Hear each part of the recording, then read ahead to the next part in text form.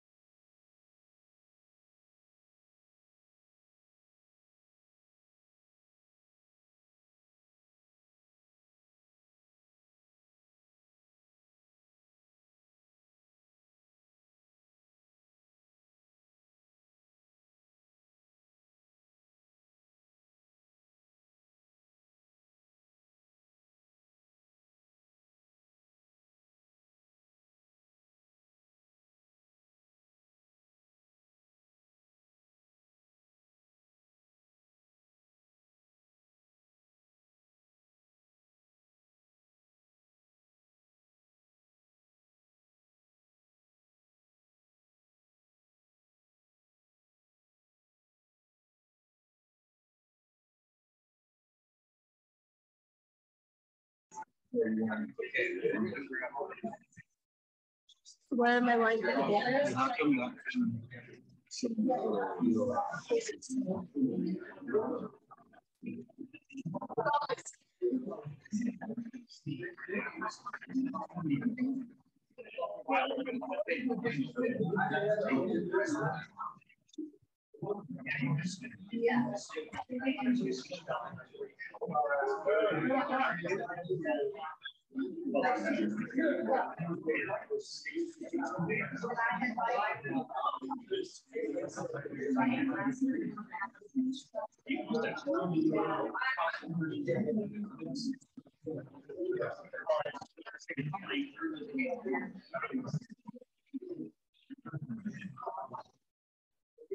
Well, the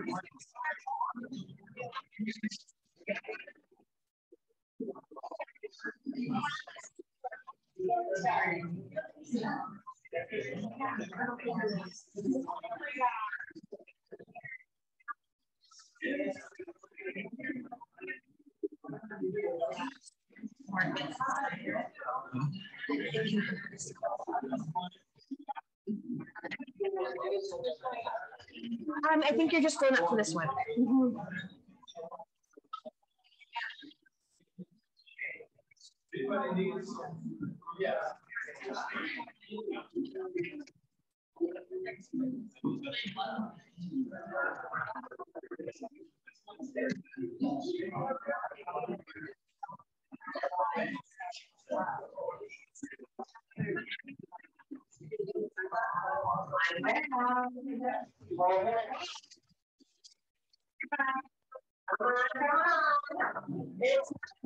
the last and the past story.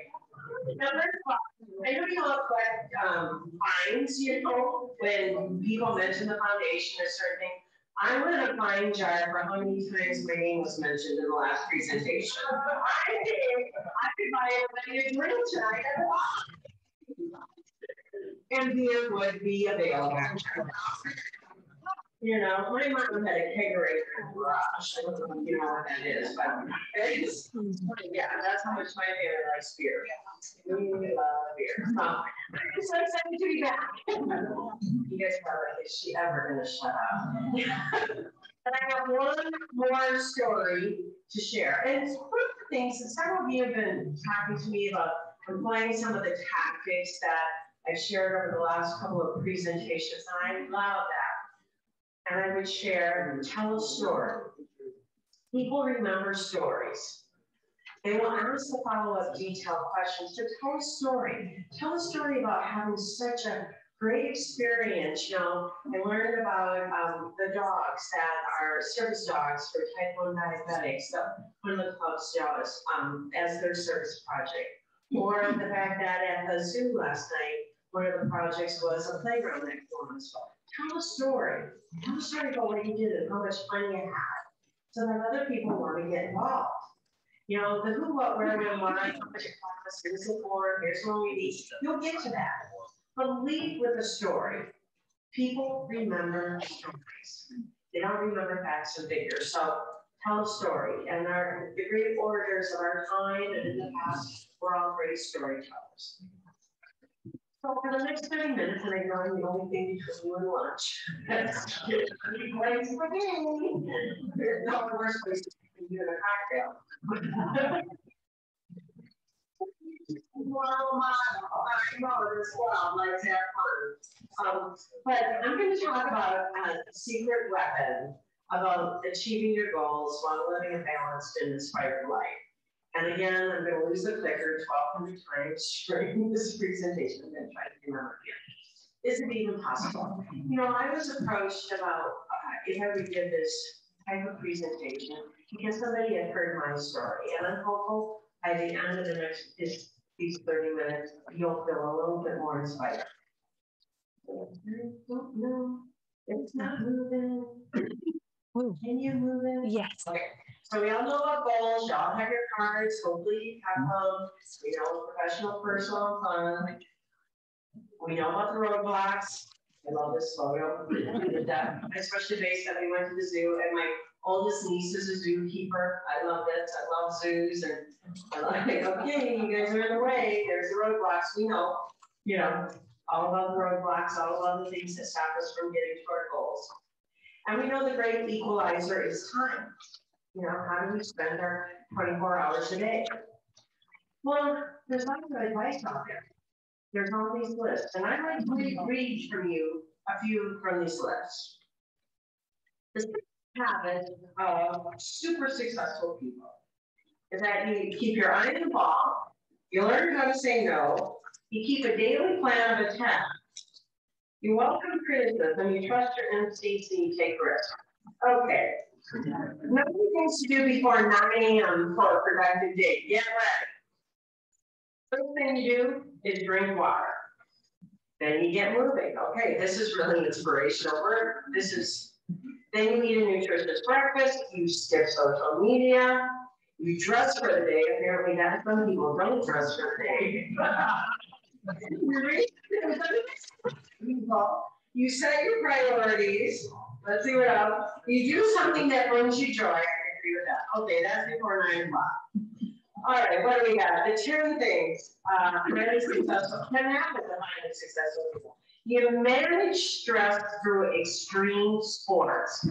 Yeah, I tried to talk about it once and it didn't work. You plan the minutes of your day. Are you freaking kidding? I can't even plan the hours.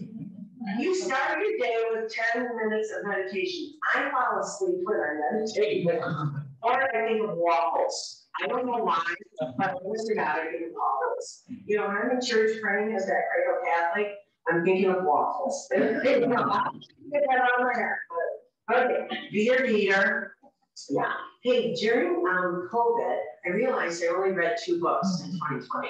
So in and I'm an avid reader, but you know, I was like homosexual, Trump, you know, Lori Lightfoot off the news. I wasn't reading. So I started a book club with my friends virtually via Zoom, and I have 19 friends from Seattle to Miami, from Tucson to New York, that get together about every 4 to 6 weeks, and we read a book. And we actually talk about the book. So there's an idea. Okay, we're still on the top 10. Actively remove distractions. How do you remove a dog that wants to go to the bathroom? Yeah, they go. Spend time alone each morning to set priorities for the day. Those of you who have kids or dogs, yeah, make that. Read something for pleasure. Make the most of your commute. Never leave any emails unread. Are you freaking kidding? I want to talk to strangers. Okay. Here's my favorite, the 95 things to do every day. All right, are you ready? After getting swim sleep for 7 to 8 hours. Turn off the alarm clock, but walk across the room to do it. Meditate for 20 minutes. Have a pre-workout session. Work out, but elevate your heart rate for 30 minutes. Stretch. Identify set goals for the day. Drink a glass of water, lemon water. A fair trade, locally roasted coffee using your preferred method of pour over, AeroPress, or French press. I guess the K-Cups didn't name it. Avoid dairy products. Avoid sodium. Consume more protein. Take a multivitamin. Take a fish oil supplement. Take a calcium supplement. Shower. Use free, sulfite-free soap, shampoo, and conditioner. Wash, shower, and pull coconut oil through your teeth. Oh, yeah. Kid you not.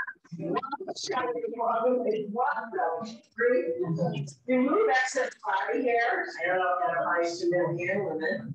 Exfoliate, moisturize, read the newspaper. I don't think we're out of the shower yet, but we're reading the newspaper. Listen to NPR, apply sunscreen, apply makeup, select the right undergarments. Wear a smart professional outfit, carefully selected from capsule wardrobe. Avoid heels and make your bed.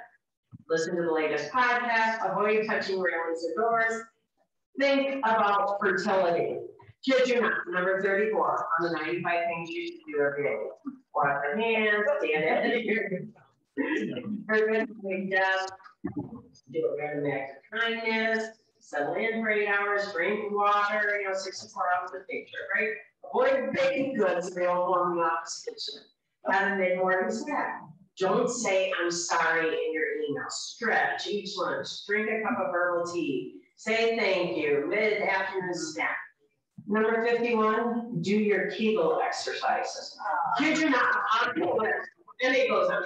Okay, so when we go, we got lots of people telling us every day what we're to do. But I think whether you did the 6 things, the 10 things, the 15 things, the 95 things, it's still not bringing you balance. One of my friends who runs the Illinois Science Council said, you know, Lisa, I think all that advice, you can possibly do everything every expert says you should do to live a balanced, happy, inspired life in a 24-hour period. It's just not humanly possible.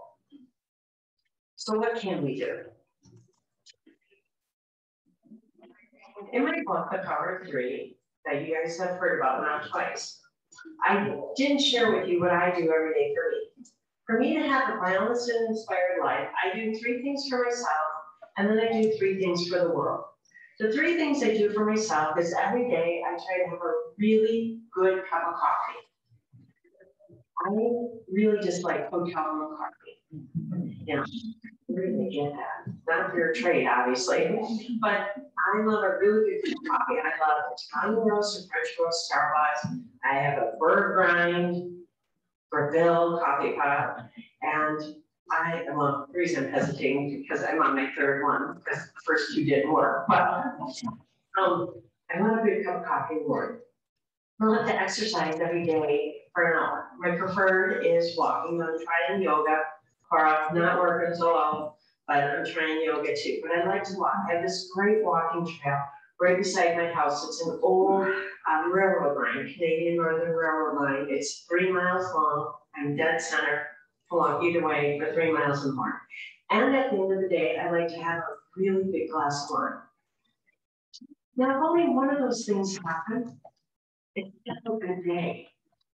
But I aim for all 3, and if I get all 3 of these lists I packed up, I am really, really happy if I get to do all 3 things. Have a really good cup of coffee, exercise for an hour, and drink a glass of wine. I don't know what yours might be. Might be journaling, might be meditating about waffles, might be walking your dog. One of my friends loves General Hospital. She records it. That's her guilty pleasure. Another friend of mine, he loves Hogan's Heroes. I mean, who knew they could make a sitcom about concentration or, you know, veterans camp or army, military, I guess. I think. What is it called? But what I always say to people is make it affordable. Don't, you know, yeah, I'd love to get a massage every day. That can make me happy. But do things that you can achieve every day to fill up your bucket, to fill you up, to inspire you. And then every day I do 3 things for the world. The 3 things I do for the world is when I'm on my walk, I'm trying to pick up a piece of garbage and put it in the right receptacle. Do you remember that Put Litter in Its Place campaign with the Native American in the canoe, with the tear coming down the cheek? Oh my God, that so impacted me. So every day I try to pick up a piece of litter garbage and put it in the right receptacle. I'm always very careful. You know, now I have all my friends doing it too when we walk. We race to find that newspaper on the ground or that, you know, beer bottle on the trail that I have to carry to the next garbage can. I'm always, this isn't mine, this isn't mine. It was a really good wine. It was a really good wine. I try to do that. That's one thing I try to do for the world every day. The second thing I try to do every day for the world is write a piece of personal correspondence. I try to send somebody a note. When was the last time you got a handwritten note in the mail? And it can be very cool. Thank you. Thank you for, you know, speaking up at that meeting. Thank you for sending me that article. I love sending notes to people, random acts of kindness, so that they get a note. And I go to Target and I buy 200 cards. They're multicolored, little like 4x6 cards with envelopes. I have stamps, and we get so many emails and so many texts. But really, taking the time to write a handwritten note and send it to somebody is so meaningful and could change their life. And it can also go in your happiness chart. Just saying. The third thing I try to do every day is pay someone a genuine compliment. And those who are in HR always cringe like, oh God, don't be saying that. Yeah, we got to be so careful what we say. But I think we are so ready to criticize instead of compliment. Thank you for speaking up at that meeting, David, and sharing those thoughts. Thank you for sharing with me that information. Thanks for helping me at that meeting. My, you are very energetic today. Thanks for getting that cup of coffee. Thanks for making the coffee. Thanks for showing up. Thanks for being here on this project. Thanks for being the first volunteer. You know what? I love your energy. Giving somebody a compliment, especially in these days when we're so ready to criticize somebody, can really change the world. So the three things I do: change the world, pick up a piece of litter, write a piece of personal correspondence, and give someone a genuine compliment. What could be three things each of you could do for the world? And every day you get up and say, I'm filling myself up, and I'm going to do three things for the world. So you're on this path and you say, okay, I'm doing it, but life throws you a curveball. You get diagnosed with cancer. Your spouse gets diagnosed with cancer. You lose a job because of COVID, no fault of your own. Your daughter says she's going through a divorce and moves back in, and all of a sudden your whole life is upended. Something happens through no fault of yours, but life throws you a curveball. How do you keep that joy? How do you keep that happiness? How do you keep that inspiration to keep working towards your goals and having that balanced life? Because it is so easy to be dragged down by the negative information we receive in this world. What happened to me? I was running along, and all those things that Bob shared were true. Were absolutely true about me. I was on television, I was on radio, I was blogging for the Huffington Post. I had written in 2012, I had written, I think, 3 books by that time, and I had a staff of 16, and everybody around me thought that I had the best life. And I did, on the outside. But I was absolutely miserable on the inside. In 2012, one of my staff going to New York, we were having a retreat, and she shows up and she takes one look at me and she said, "What's wrong?" And I burst into tears and I said, "I'm absolutely miserable." And she said, "How can you be miserable? You know, 16 staff members, you're in 40 different states, you write books, you're on TV, you're on the radio." You know, I said, "I don't know, but I am telling you, I am absolutely miserable." Because I was working all the time, because I had no balance, because I didn't have inspiration. It's miserable. So Ina sat with me and said, "Well, what do you want to do?" And I said, "I want to speak, I want to teach, I want to write, and I want to coach people." They said, "Well, what would that look like?" And we found out when we did this chart about where I spent my time that 85% of every day I was doing things I didn't want to do. 85% of every day I was doing things that made me miserable. And so we created a plan. And that was in June of 2012, and in July I incorporated the Institute of Transformational Philanthropy. I had the plan in July. October I incorporated it, and then I promptly shoved it in the drawer. Because see, I had to do all these other things. I don't know, are the lights getting darker? Am I going blind? Seriously,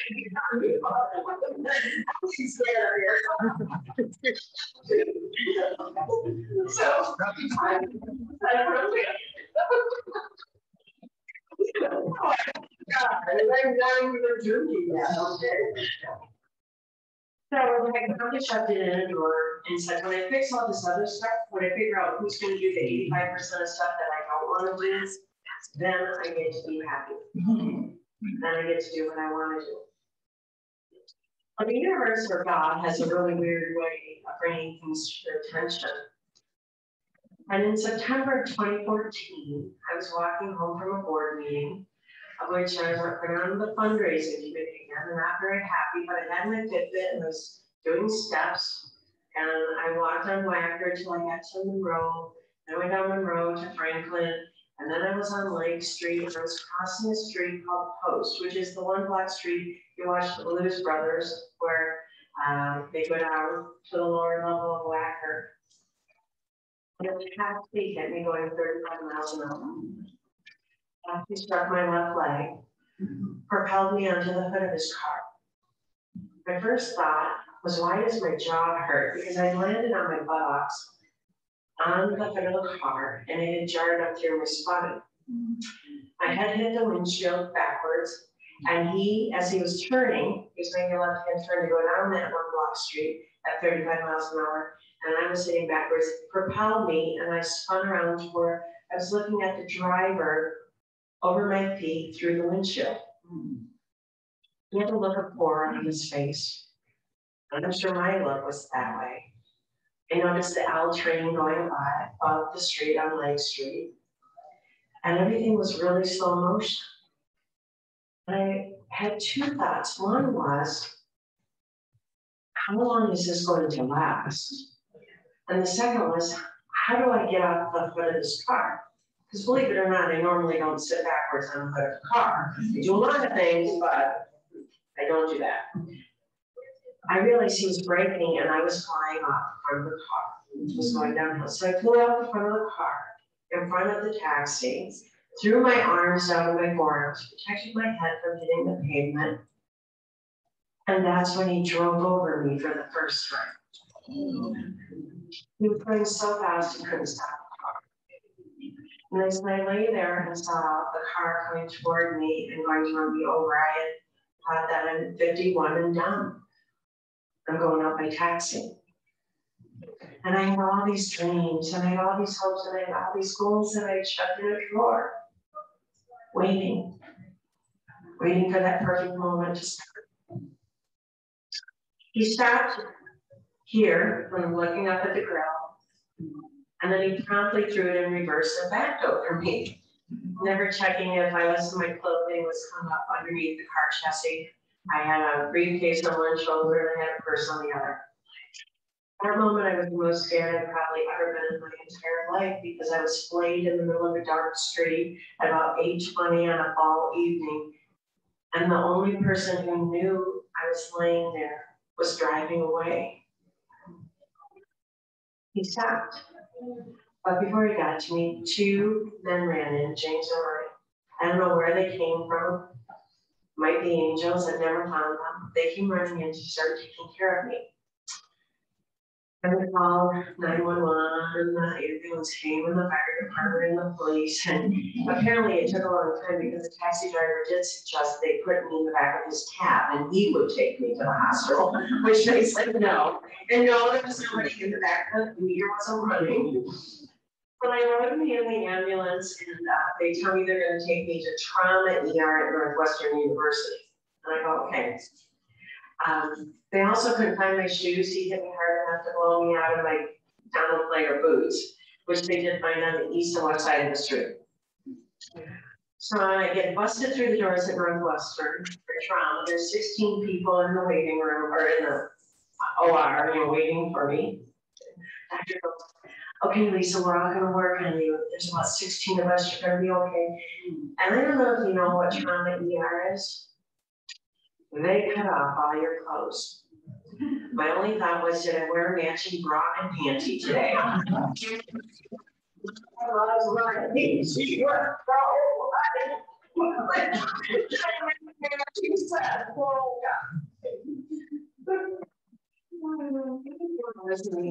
could find nothing wrong. They did test after test after test, came back negative. They could find nothing wrong with me. Halfway through the exam, this head surgeon said to another doctor, has she been drinking? No, there's no alcohol, there's no drugs in her system. And I leaned up from the gurney and said, but I was going to have a glass of wine. We're laying there in the hallway, they put me on this gurney, and it had the collar on underneath this sign for the door that said decontamination shower. Isn't that interesting? Look at this sign that says decontamination shower. And then I heard a voice. And the voice said, it's all bullshit except happiness and joy. Now, I knew it wasn't me because I don't use that word. My favorite swear word is the word that rhymes with hockey puck and not the hockey part. I would say that word. That's the way I'm going to say. I'm not saying. And I'm in this collar and I'm looking around, like at the doctors coming in and out and the people in the hallway and thinking, who is saying this? It's obvious except happiness and joy. And I realized there was a message from God, the universe, the creator, my subconscious, whatever you want to call it. It was, Lisa, do you get your life together? Quit doing things that make you so unhappy. 4 hours later, they had me in paper scrubs. They put me back in those shoes that had been blown off my feet. They gave me a little ginger ale. They gave me a bag, see-through bag, with all my cut-off clothes, wrong panty that didn't match. And they called a taxi to take me home.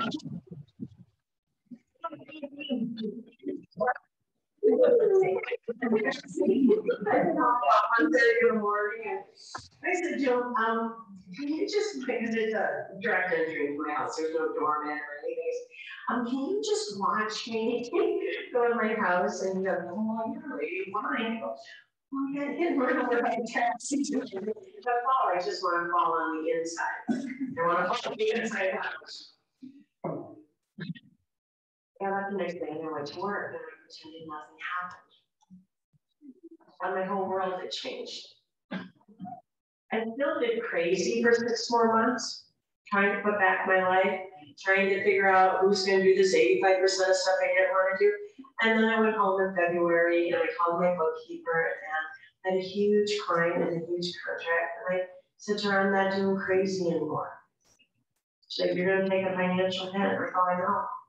I'm done. I'm doing crazy. 4 days after I was hit, I had the opportunity to go see Oprah Winfrey. And I took my niece, who's the zookeeper.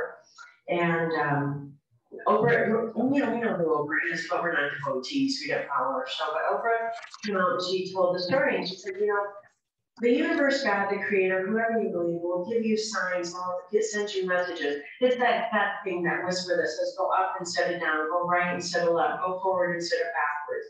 And if you don't listen to those whispers, the universe will start throwing bricks at you. And if you don't pay attention to the bricks, you'll hit a brick wall. To which my 20-year-old niece turned to me and said, Aunt Lisa, I think you hit the brick wall. She was right, 20 years old, out of miles of age. Still did crazy for 6 more months. Didn't think I deserved happiness and joy. Yet we all deserve happiness and joy. And there's a great story about me and the taxi driver in court, ended well, and moments of forgiveness. But I think happiness and joy ought to be the central theme of all of our lives, so that when we're in the place of happiness and joy, many amazing things can happen. Happiness to me is being here and talking out to all of you.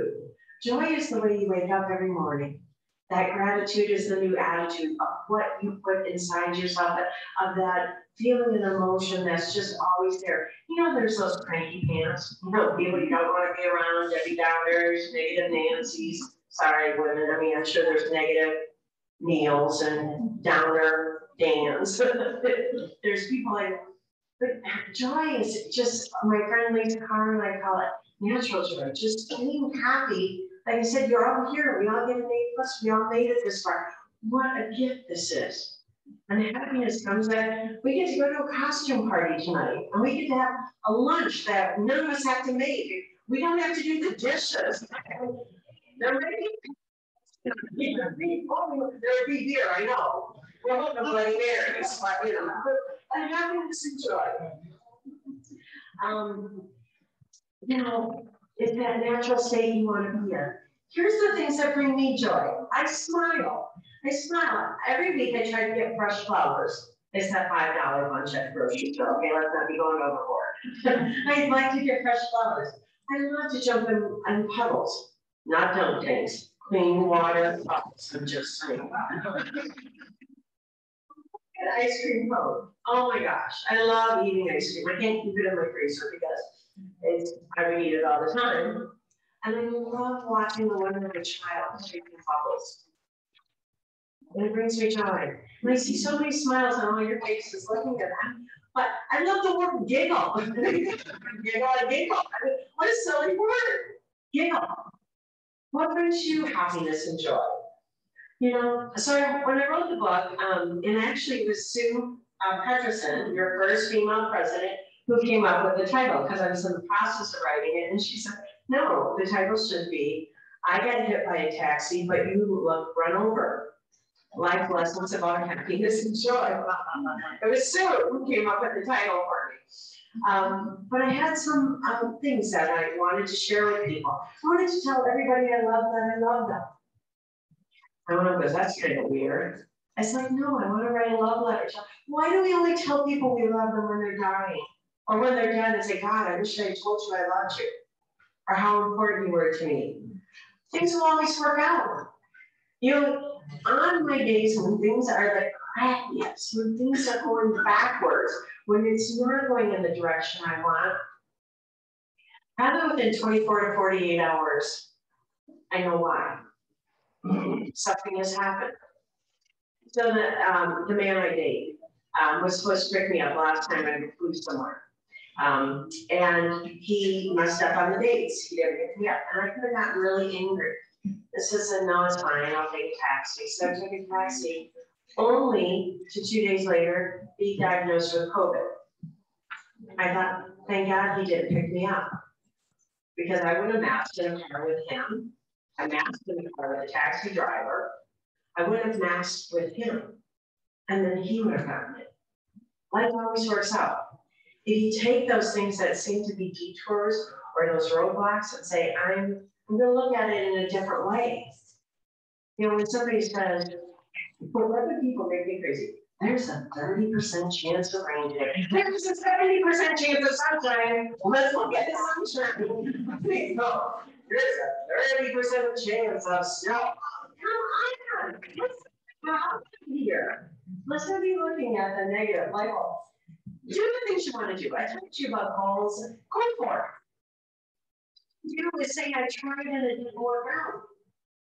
Go for it. I've done tough mothers, 40 trapeze, flown airplanes, watercolor painting. None of it perfect. None of it special. But it all brought happiness and joy to me.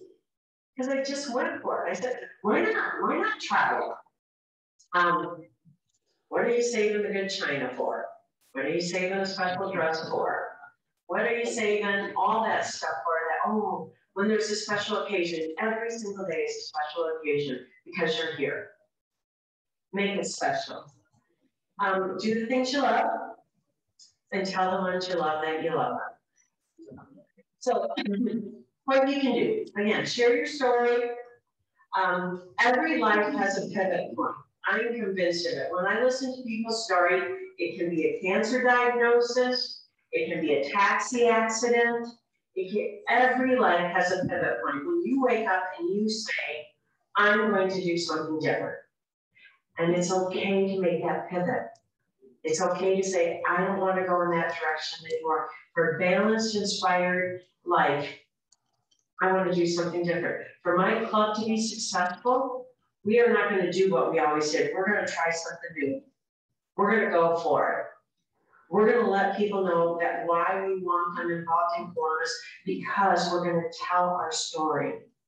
We're going to tell the story of Jimmy that was helped by what we did with Kiwanis. We're going to tell the story of April that got a service dog, has type 1 diabetes, for 30 minutes before her insulin goes out of whack or sugar. She knows, but she can take care of it. We're going to tell the stories. And we're going to start. We're not going to wait. Remember, everybody on the outside in 2012 looked at me and thought I had the best. Go back to social media. Oh my God, I had the best life ever. And I was absolutely miserable. And even when I figured it out, I still didn't think I was worthy of it for another 2 years. To God, the universe, and a speeding taxi coming toward me to literally knock me off my feet. And you read the book, I got hit by a taxi, there's statistics. I shouldn't even be alive. The percentage of people who get hit by a taxi going faster than a taxi car, going faster than 30 miles an hour, is statistically, you're done, or you're maimed pretty badly. I didn't have a traumatic brain injury. I had nothing. You know, a year later, I was giving a speech at my cousin's Rotary in Michigan, and they're members of the Moose Club, and so we went there for dinner with her and her husband, and in walked this young woman who had a cane with the 3 pounds. Then there was a jolt to her gait, and she sat down with us, and she had 2 beers, and my cousin leaned over and she said, you know, our Rotary raised money. She got a house from Habitat for Humanity, but didn't have appliances, so we raised the money so she could have appliances. She was a brilliant engineer, driving home one night, and she got T-boned, and she has a traumatic brain injury. And so she's able to walk from her house to the Moose Club. And then her brother's a member and he drives her home. She has 2 beers. 2 beers. 2 beers. She has 2 beers. And her whole life changed. She was smiling and laughing and enjoying life to the best that she could. She had no regrets. She started her new life when her old life ended. We've all faced those moments in our life where we've had to pivot. What you do with it is what matters. I wish you all great happiness and joy. I hope my stories inspired you. If you're struggling with something that you need to change, don't wait for a taxi to hit you, for goodness sakes. And forget what the lists say about making you happy and joyful, or all the things you should do. Do the things that make you happy and joyful. Put balance in your life. Identify 3 things, 1 thing a day to do for yourself. Every single day, do not be that water. Do something that fills up your gas tank. And then do something for the world, which you all do when you're involved with your forms. Thank you for having me. You will not hear me again until I get up on the costume. I will be buying votes, Joe. I will be buying votes through alcohol purchases at the bar. Thank you.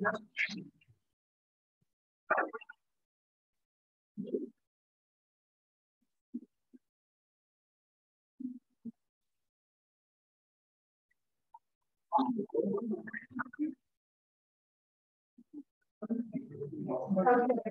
Let's just go back to 30 minutes to meet it. We're meeting, so we started late. Wait, everybody.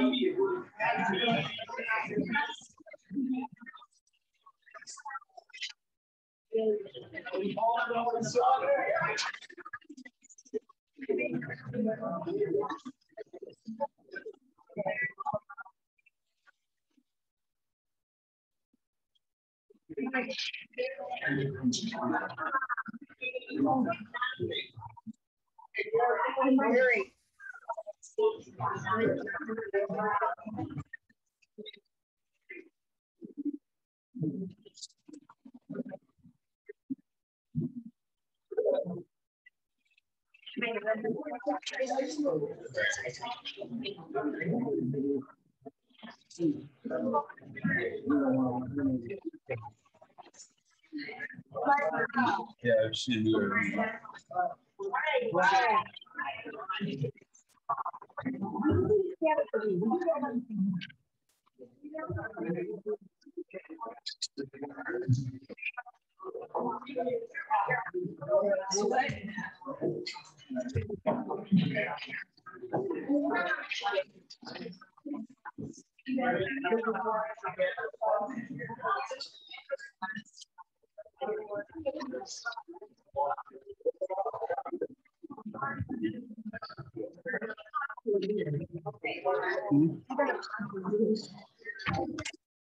I have a question.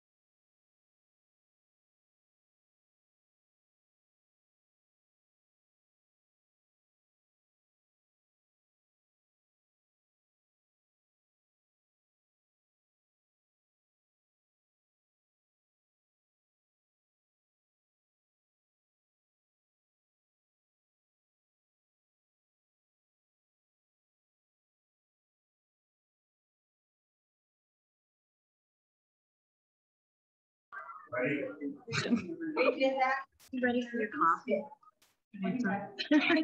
Okay. Regular, right? Yes, thank you.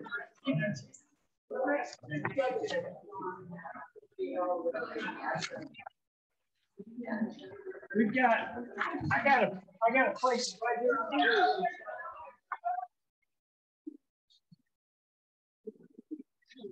Yeah. Oh, right here you go. Right here. So let's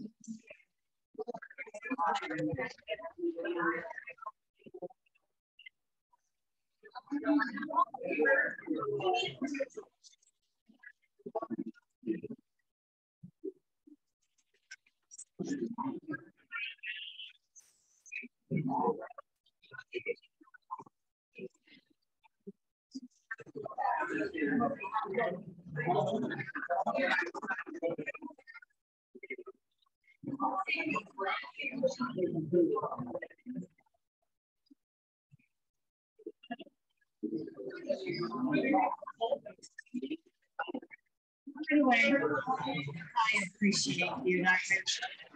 Thank you, Golly. I appreciate the gift. Can you let me know? Are you okay? Yes. No, I feel the same about you.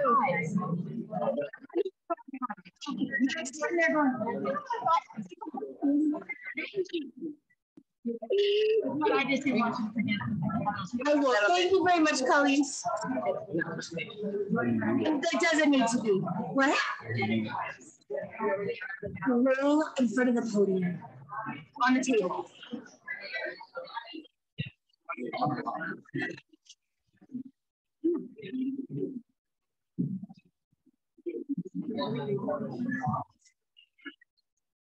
Yeah.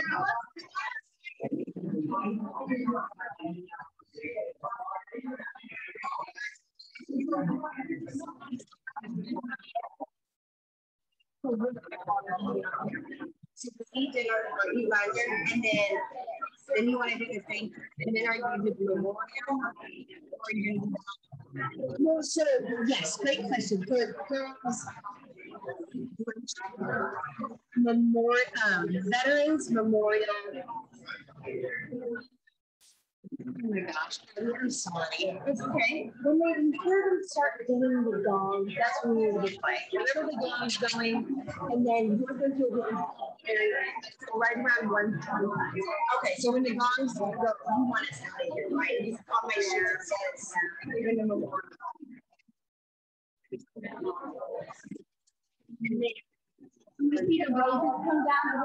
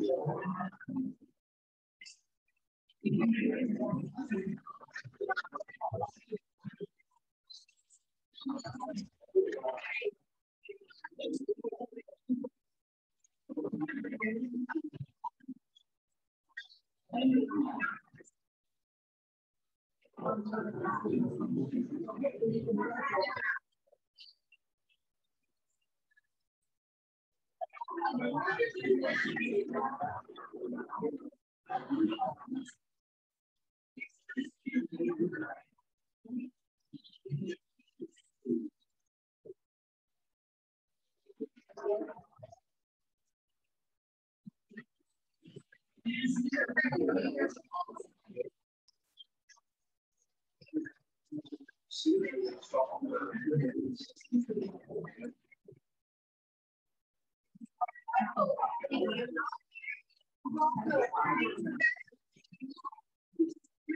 a very nice color. In September. Oh, I'm not.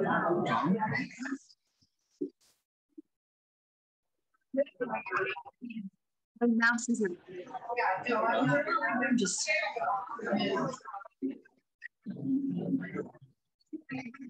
No one's even on Zoom right now.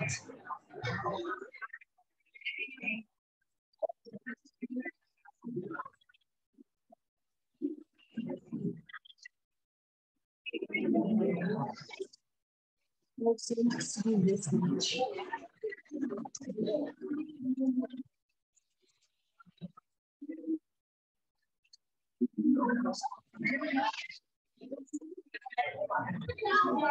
What's your head? Like 5 times.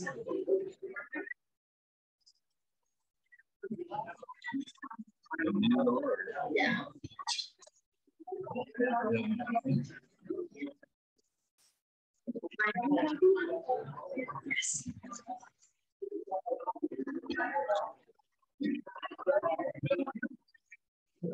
Good afternoon, everybody.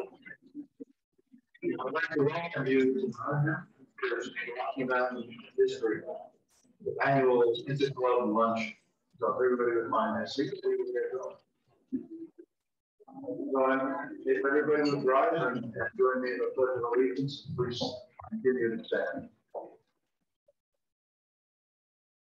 I pledge allegiance to the flag of the United States of America and to the republic for which it stands, one nation under God, indivisible, with liberty and justice for all. And Larry Howell from the Kiwanis Eye Openers will sing Lead Us in Song and God Bless America.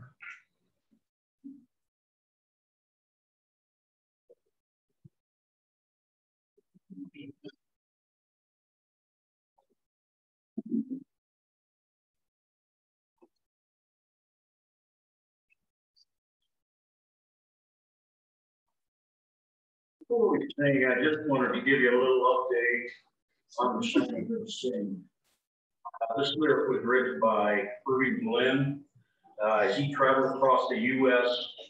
He saw the beauty of our great country that we live in, the most beautiful country in the world. When you listen to the lyrics, think about all the freedoms and the gifts we are given by being an American. God bless America. That's the song we're going to sing today. I'll sing it first. As of yesterday, the same way. Please join me and we'll sing together. God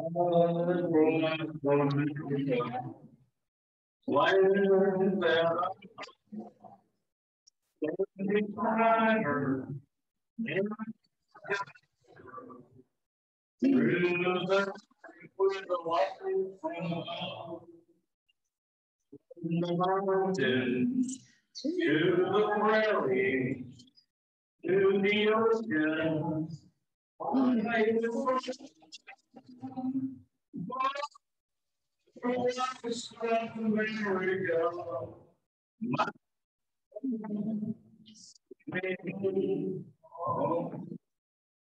please join me.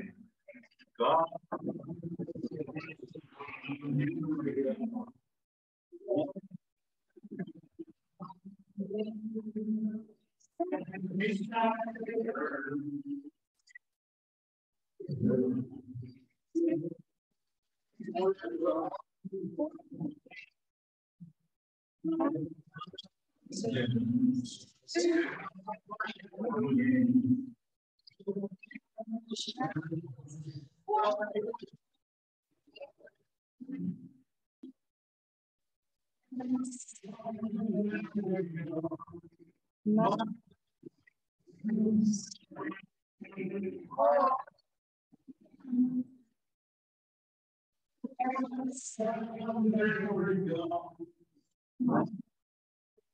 Giving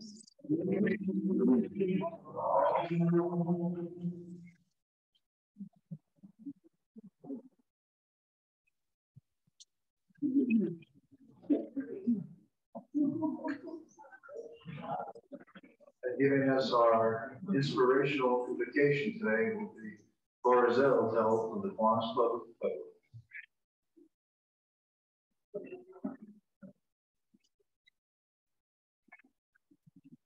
When I first heard this prayer, it was a gut punch, as I'm the mother of 2 boys.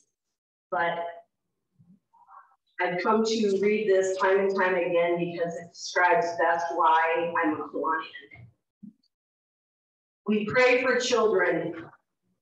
We pray for children who sneak popsicles before supper, who erase holes in math workbooks, who can never find their shoes.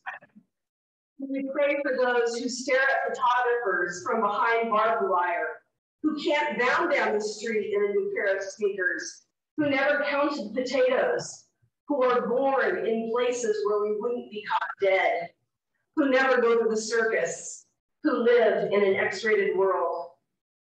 We pray for children who bring us sticky kisses and fistfuls of dandelions, who sleep with a cat and bury goldfish, who hug us in a hurry and forget their lunch money, who squeeze toothpaste all over their sink and who slurp their soup.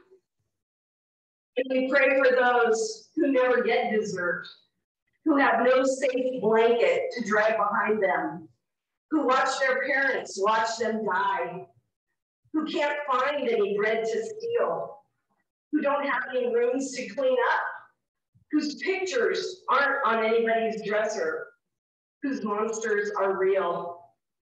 We pray for children who spend all their allowance before Tuesday, who throw tantrums in the grocery store and pick at their food, who like ghost stories, who shove dirty clothes under their bed and never rinse out the tub, who get visits from the tooth fairy, who don't like to be kissed in front of the carpool, who squirm in church or temple and scream in the phone, whose tears we sometimes laugh at and whose smiles can make us cry. And we pray for those whose nightmares come in the daytime, who will eat anything, who have never seen a dentist, who aren't spoiled by anybody, who go to bed hungry and cry themselves to sleep.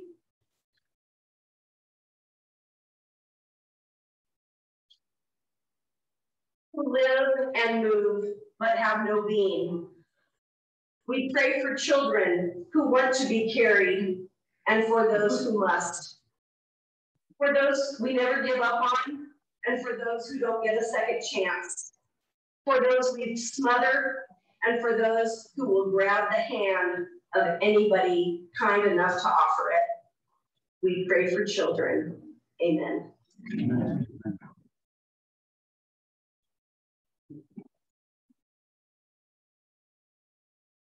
Please be seated.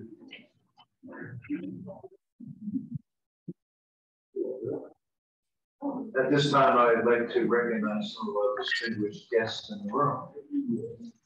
We'll give everybody a chance to get seated.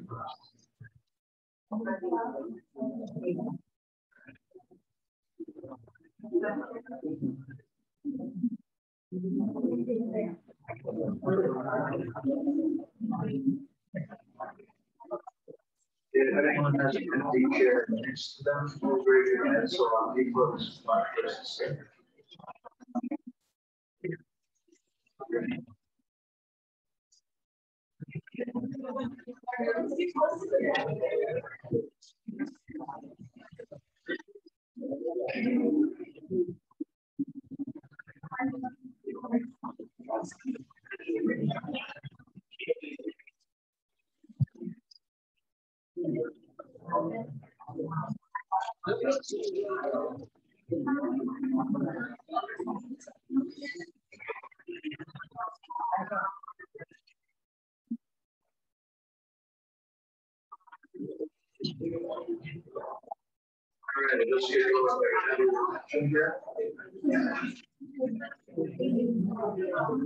Again, at this time, I would like to introduce our distinguished guests in the room.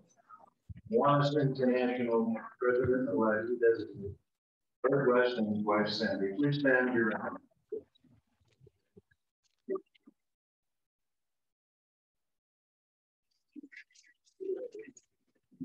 And the Children's Fund Board President for 2021, Bob Garris.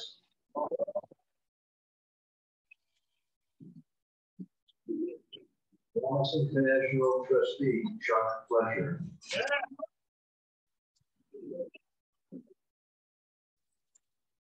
Wallace International Trustee, Warren Mitchell, and his wife Joanne.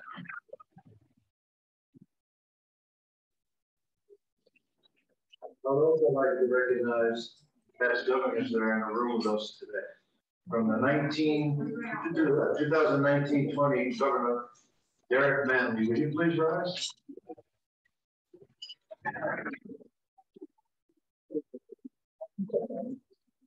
If you are the Lieutenant Governor serving on their form, would you please rise with your governor?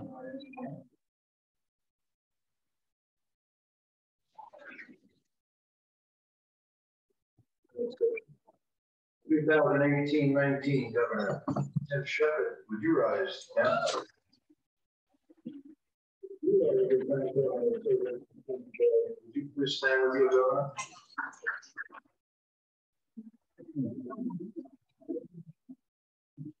2017-18 Governor Harry Supers.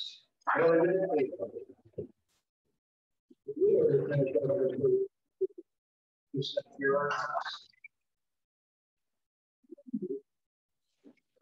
2015-16 Governor John Mangino. 2014 Governor Leanne Zetmeyer.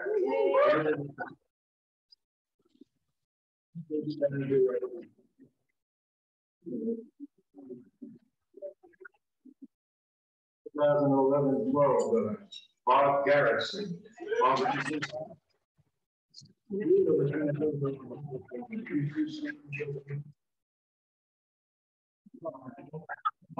2010 and 11 Governor Bert West.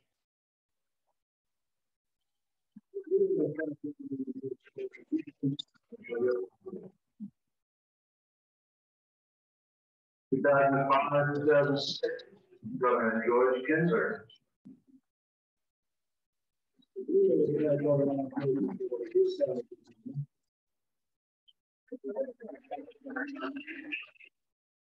2003-2004 Governor Mary Bial.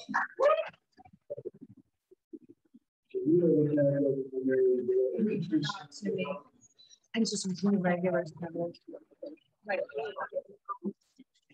2003 Governor John Elliott.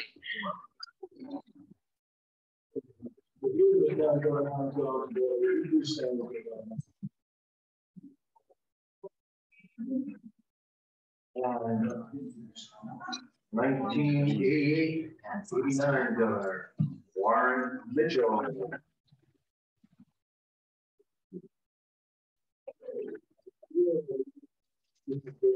Please stand with your governor. They don't want to stand.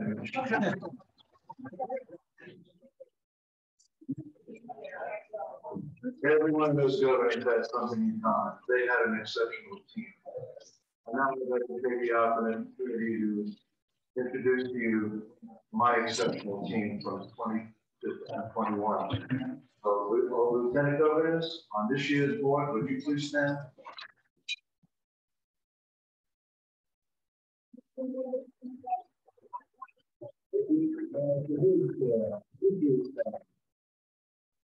Chairs, please stand.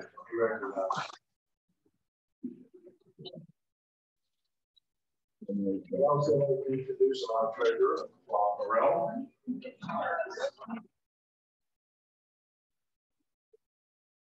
District Secretary / Executive Director, Josephine Young.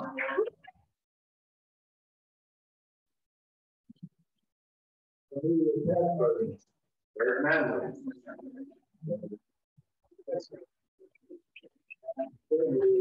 Not led, not least, our Governor-elect, Robin Scruder.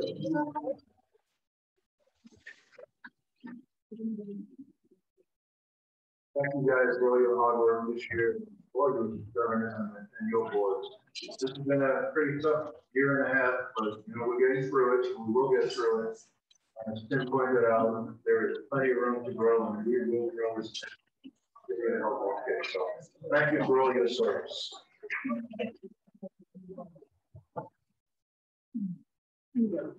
At this time, I'd like to present Kelly Cho, the governor of T-Club, to give us an update of what's happening in the world of T-Club. Come on, Kelly.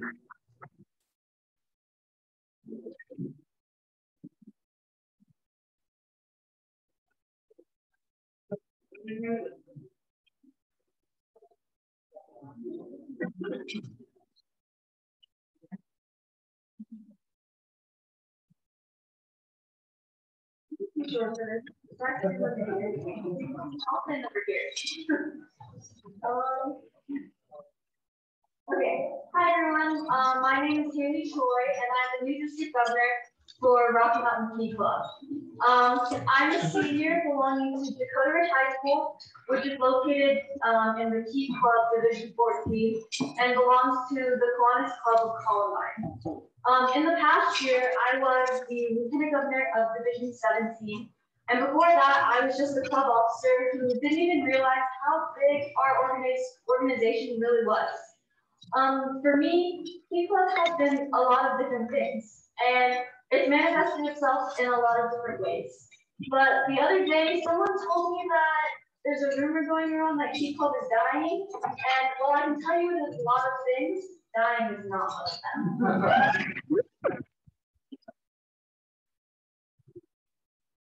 Believe it or not, this is my very first in-person Dcon, for I have had the rare opportunity, and yes, I mean opportunity, to be a part of the tough year that was last year's online COVID term.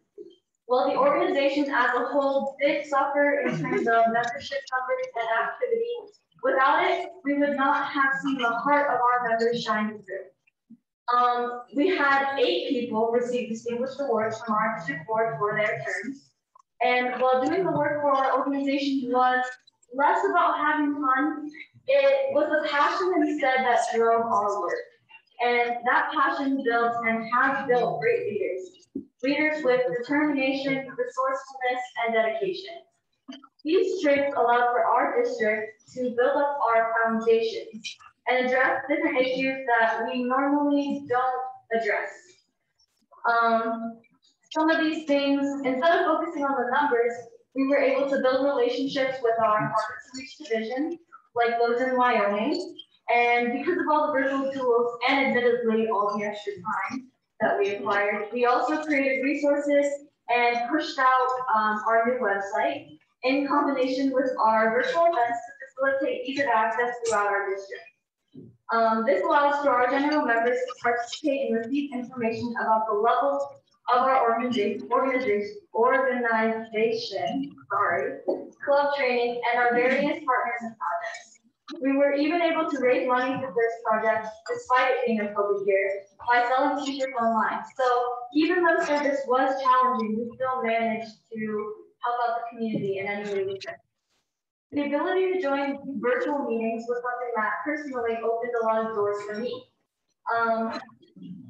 I was able to serve the Pacific Northwest District in an event they held to fundraise money for an event called One Track. I was also able to attend a few Kiwanis Club meetings, as well as serve on the PR committee. And get a first-hand look at what it meant to be a Kiwanis.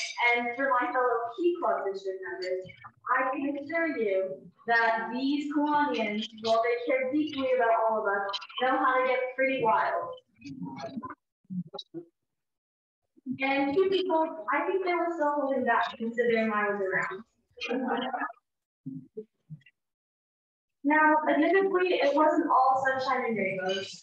Internationally, Key Club did lose 45% of our members, but luckily we still had 88% of our clubs pay some kind of dues, even if it was only for one member. As a district, we were responsible for 18 of those inactive or COVID status clubs, which is about a 22% loss. We have also lost several faculty advisors who unfortunately were hit just as hard with the pandemic and quarantine as students were with online teaching, and also as well as a handful of online advisors. This is where my team comes in. Believe it or not, again, this is my first in-person Dcon for both P Club and Kiwanis. In fact, this is my very first in-person board meeting ever. So as district governor, I have to plan it, so it's a miracle we're even here on time. When I was elected at our virtual Dcon this past year, I ran on the platform Swag, which it's under the TikTok sound, oh, I'm so swag right now, which that's not kind of you, but swag is actually an acronym though, it's not just some pop culture slang. For those of you, it's good for strategy, Wyoming and Nebraska, advertising, and gain connections. But what do these really mean? Well, I'm going to explain to you each of these points backwards, starting with gaining connections. To me, gaining connections meant connecting with the K family, so all of you here. This is being worked on by our chairs to find events that we could hopefully work on together. I've reached out to the other governors and my fellow, counterparts like Ellie Martinez, DKI governor, and I've also briefly talked with Robin and Bob, and we're hoping to work together to have things that represent our Kiwanis family as a whole. We are one big organization. Next was advertising. Advertising meant getting information out everywhere, including information on what the district board is, key leader, dues, projects, events, and most importantly, newsletters. Now, I'm not saying that the other stuff wasn't important because it's very important. The reason I say most importantly newsletters is because through this past year, communication was solely online. And we realized that most of our newsletters don't make it past you guys or faculty advisors, or if we're lucky, club presidents. And that's something that we hope to change. Now, obviously, as you all know, our day and age is drawn to transfer information via social media, and we utilize it heavily as the technological generation. But social media captures your attention for a split second, and if you don't get hooked, people are naturally going to scroll. So this is why that I asked for all of you this year to work really hard and help me to pass along newsletters so that information gets transmitted all the way down to our general members. Nextly, Wyoming and Nebraska. This for me was less of an action item, but more of a goal. Like I mentioned earlier, we were able to work on building relationships with our hard-to-reach divisions, specifically the ones in Wyoming and Nebraska. As the Lieutenant Governor for Division 17 last year, I was given 2 clubs, one of which had disbanded, and the other which was not meeting due to COVID, and we hadn't had contact with them for years. This allowed me to realize that chartering might not be the solution because in a division like this, it's ridiculously hard to know, what the sponsors are going to be in that local area, or what high schools are even going to be charterable, because you're simply not from that area. The goal is to establish contact. That's it. Find someone who will be active, knows the area, and can help set the foundation to potentially build out the club in those areas for the future. Division 17 now has a lieutenant governor who lives in Jackson, Wyoming, which is a really big step for us because we haven't had anyone from there in lots of years. So this is something that we're hoping to apply to our other divisions in Wyoming, Nebraska. Rinse and repeat. Lastly, the act is probably the biggest part of my trip, which is why I have saved it for last. And that is the strategy for COVID recovery. All right, I don't know where the rest of my speech is. Can I grab my phone really fast? Sorry, this is too professional, but I'm on the Wi-Fi and did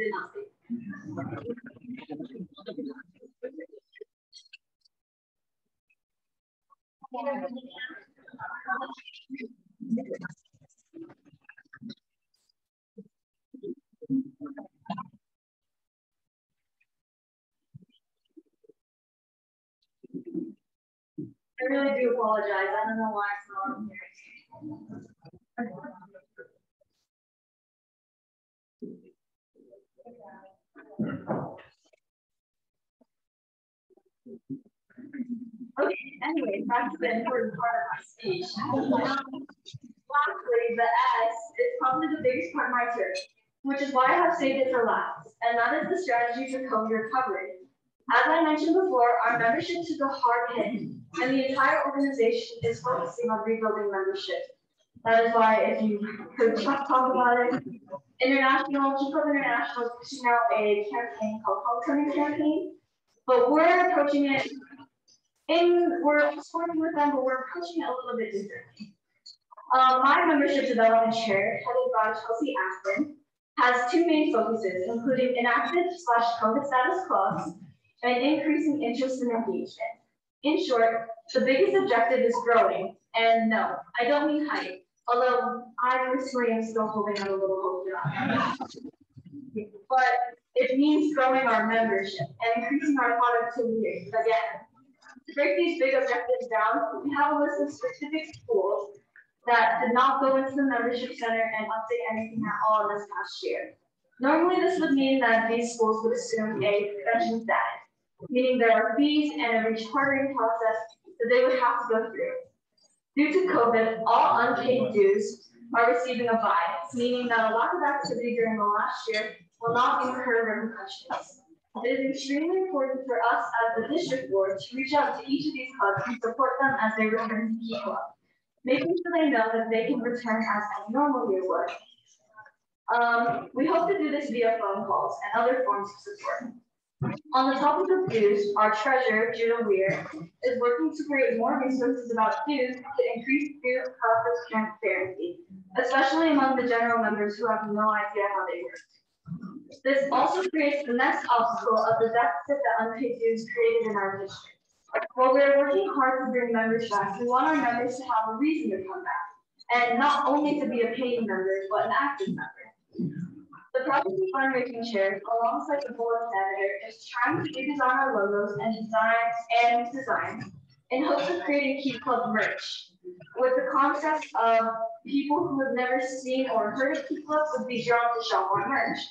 California, Nevada, and Hawaii district is one that has always sold out of their merchandise every year, and by using them as a model, we hope to do the same in order not only to increase our funds, but create a means of gaining interest in our club by people taking interest in the merch.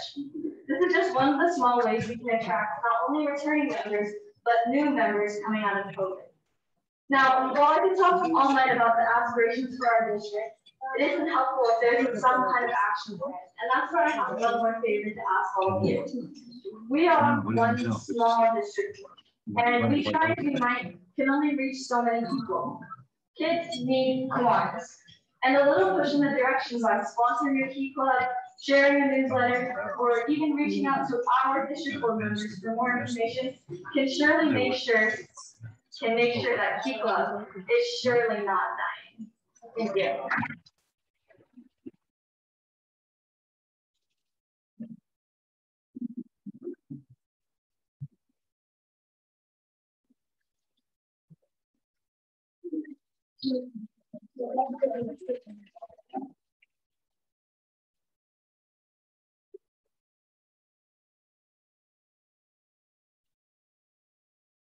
Other people have had the pleasure of meeting with Key Club and CKI this morning and getting to know them.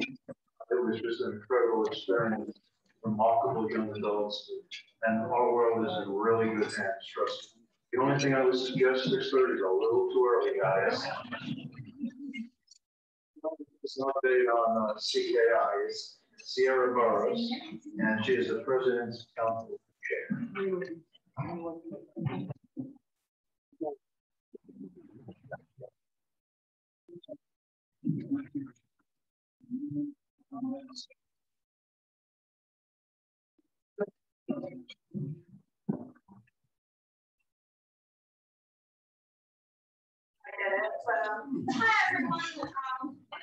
I'm Sierra Burrows. I'm the President Council Chair this year for the Rocky Mountain District. Rather than Lieutenant Governors, that's just kind of all on me instead. So that's that. Our wonderful governor, Ellie Martinez, unfortunately couldn't be here this weekend. She's sick, and so we're glad for us to get out. And my partners in crime, Nathan and Emma, so we're really thankful for y'all for having us. And so we just also want to thank you for your outstanding kindness. It has been amazing to get to know you, and if you haven't met yet, we're looking forward to it. Just for a quick update, Rocky Mountain District CPI currently has 4 active clubs and 4 clubs that are working on rebuilding from last year's impact. We also are working on a new charter at City Denver, thanks to a recent Key Club graduate, and so we hope to add a new club to our ranks here soon. We are still the world's largest student-led police service organization. Last year, we raised over $600 to launch our signature project partnered with UNICEF that included providing education, awareness, and funding to supply clean drinking water and sanitation aids. While I'm here, I also want to tell you all about SOAR, the donation program that stands for Service, Opportunity, and Achievement in the Rockies. SOAR supports the Rocky Mountain District CPI, providing leadership training to our members, the startup and development of new clubs and initiatives, as well as loans and grants for clubs travel and service projects. I really want to give recognition and special thanks to Columbine Kiwanis, Longmont Kiwanis Foundation, the Fort Collins Islanders, Greeley Kiwanis, South Denver Kiwanis, Southport Kiwanis, Arvada Jefferson Kiwanis Foundation, Aurora Kiwanis, Applewood Golden Kiwanis, and the Foothills Kiwanis Foundation for their donations to SOAR last year that totaled $2,650. So thank you all so very, very much.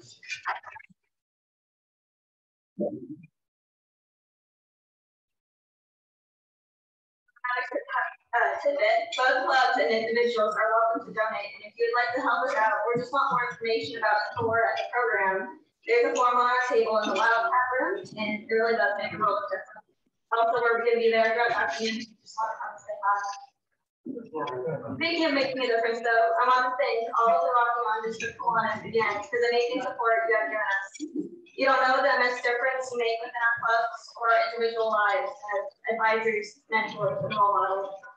We need you now more than ever to continue to grow. To go along with this weekend thing, you all are superheroes to us, and along with all the other children and people whose lives you make happen. So thank you again.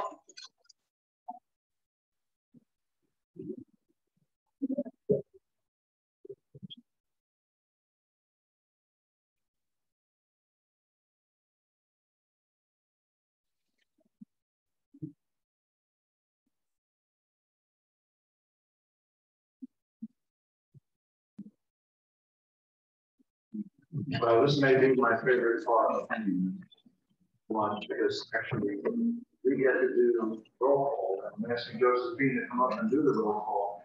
So we know if you are here from that team, you let us know just the way Rick just did.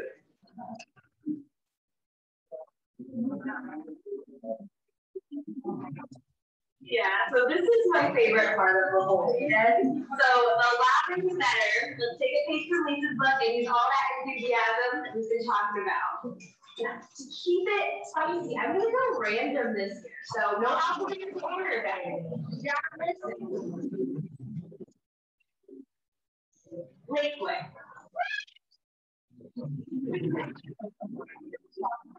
Three.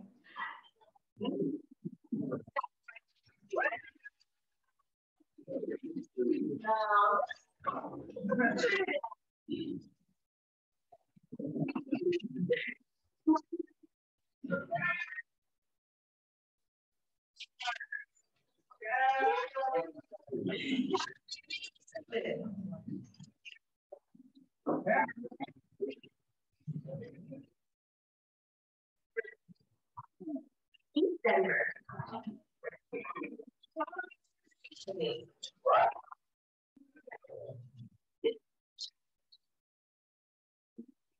Colorado Springs.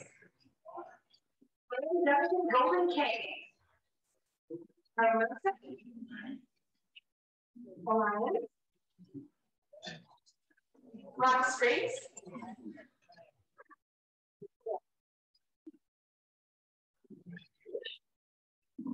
Sydney.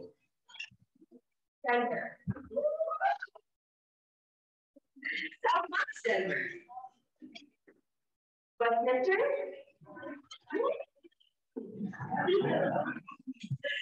Windsor. Green Springs Evergreen. Really.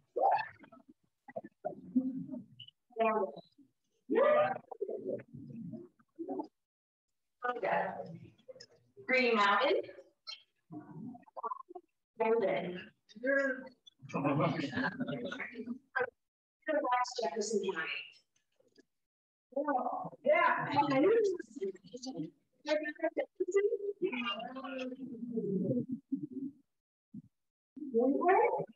Make them different.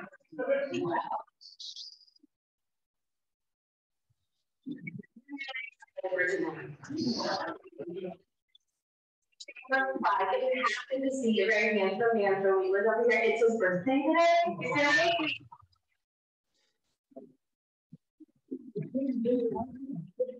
Larry. Justin Cole. Rachel. Online. Wellington Waverly. Let's call back liquid. Moreland. East Metro Denver. No, I think it's hot. Rocky having a beat club.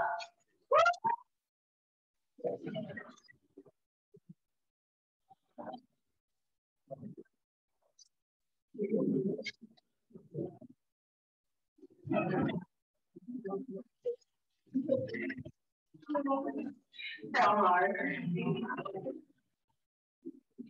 Bloomfield North Metro.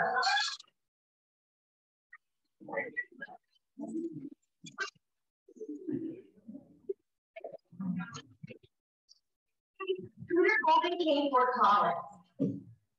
Northeast Northeast Denver Metro.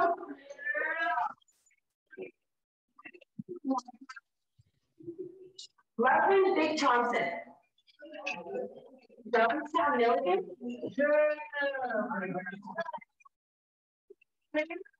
Parachute. Mason Merchant Cortez. Impact After Hours.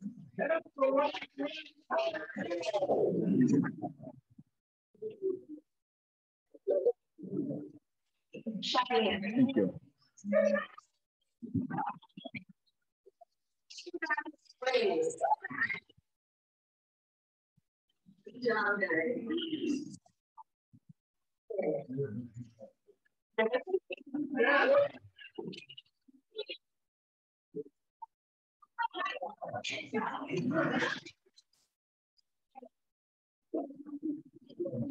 The Rockies really.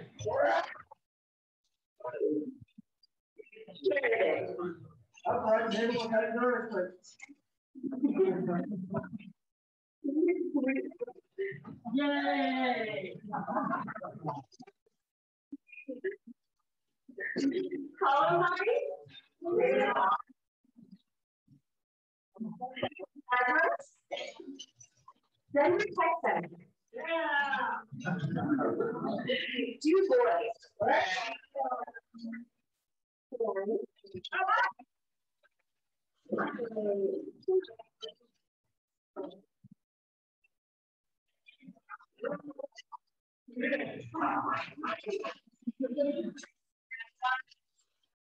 City.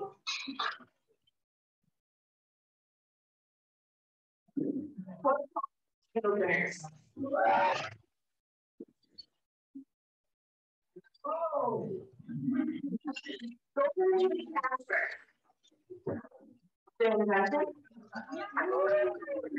Hey. County. Golden Nugget Boulder. Crawford. Delta. Denver Springs. Yeah.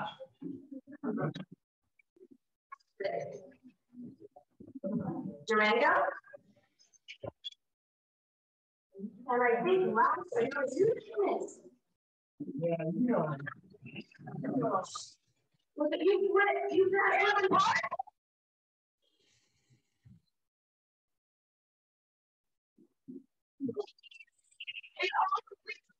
Sierra Power, warm welcome for our CPI and Eva. Thanks for being here, guys.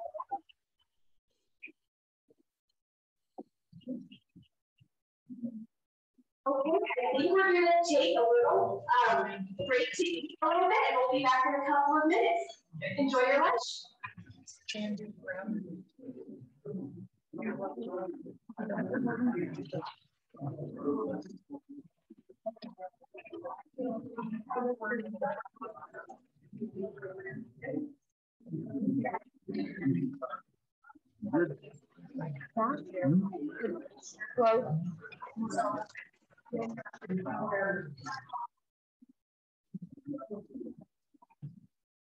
Microphone went better that time.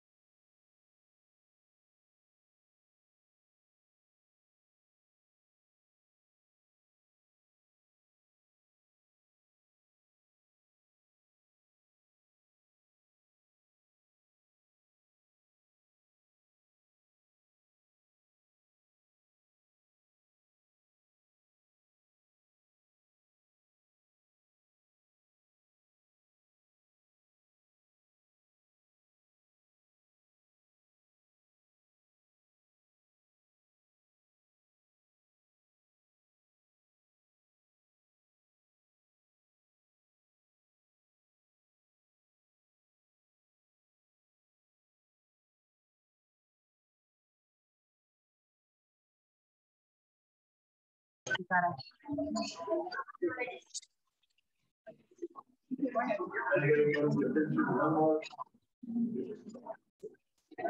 you. Finance everywhere for children and volunteers. But they also serve children through military service. It's our honor today to recognize and again thank our veterans and was. And to do that for us once again this year is Ann Stelling, who is from the Kiwanis of the Rocks.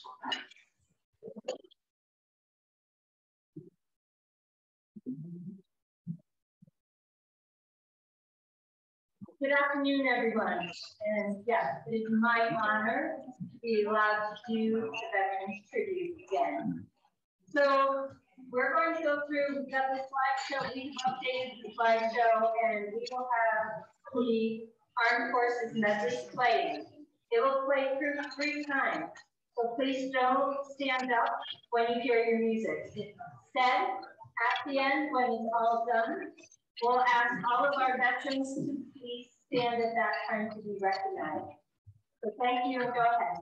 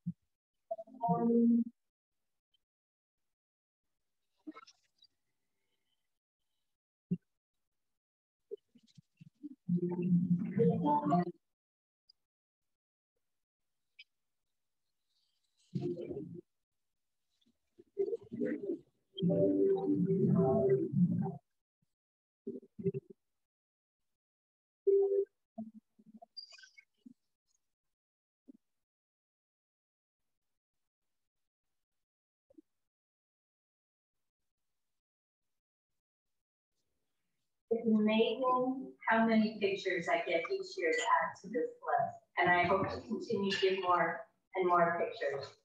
And please, I invite you, if you know somebody, or if you saw a picture up there that didn't have all the information, send it our way so that we can make sure that we're honoring these people to the fullest. Now, it's amazing, as I said, that we have so many pictures. But we also have so many quantities, and thank you from the bottom of our hearts for doing and for serving. But for those of us who are veterans, I please ask you to stand so that you can be recognized for not only your service to Qantas, but your service to our country.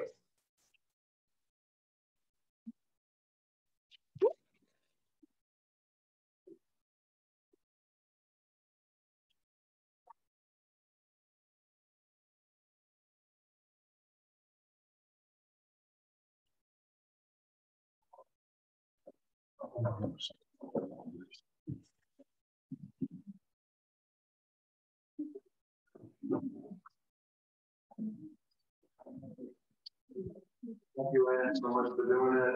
Thank you for all of us who are serving the military. It's deeply appreciated.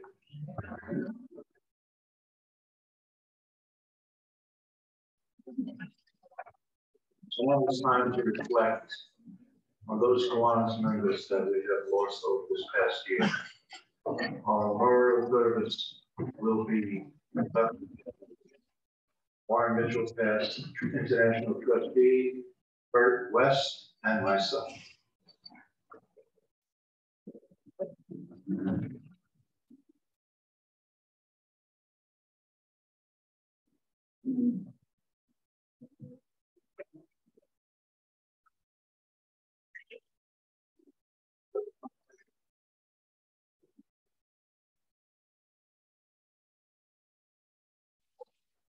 Sorry.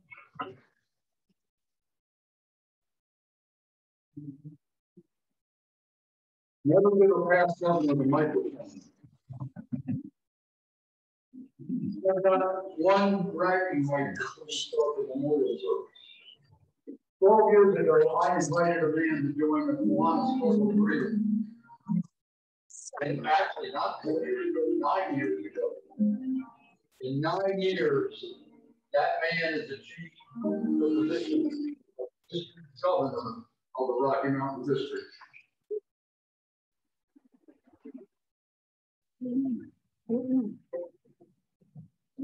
When Lisa and Chuck say just ask, that's a perfect example of just ask.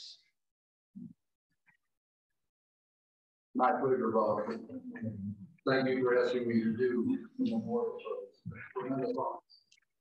Before I begin, you're very quiet out there. You see these dangerous weapons? Please put yours on vibrate, total silence. Do not let this ring go on the memorial service. We're not in a church, synagogue, or temple. I believe very, very strongly in this service and what it deserves. Kiwanis is a global organization of volunteers dedicated to changing the world, one child, or improving the world, one child and one community at a time. In the past several months, actually 2 years now almost, but we don't have them all, Kiwanis as volunteers, and particularly the Rocky Mountain District at this time, lost 3 deaths, many members. We're meeting now to pay respect to those members that are lost and left their ranks. We do not care about their position in Kiwanis. We do not care except the fact that they were volunteers in Kiwanis to improve the world, one child and one community at a time. I'd like to share with you this poem, and it really means something as far as I'm concerned, and it will to you, I think. And naturally, it's art of unknown. Don't grieve for me, for now I'm free. I'm following the path that God laid for me. I took his hand when I heard him call. I turned my back and left it all. I could not stay another day to laugh, to work, to hug or play. Task left undone must stay that way. I found my place at close of day. If my pardon is left a void, then fill it with remembered joy. A friendship shared, a laugh, a kiss. Oh, and yes, these things I too will miss. Be not burdened with times of sorrow. I wish you the sunshine of tomorrow. My face is full. I savor much. Good friends, good times, a loved one's touch. Perhaps my time seems all too brief. Don't lengthen it now with undue grief. Lift up your heart and share with me. God wanted me. He set me free. As for the procedure of the memorial service, as I call each name, if you knew that Kiwanian and they were in your club, please stand and remain standing for the remainder, if possible, of this service. Someone should come forward from that club and place a rose in one of the memorial vases, please. That is our memory. If no one comes forward from a club, then either President Kiwanis International President-elect Designate Brooke West or our District Governor Bob O'Connor will place the rose in the vase for that person. I will ring the bell as soon as the name is mentioned. Pete Sprinkle. Foothills, Kiwanis, West.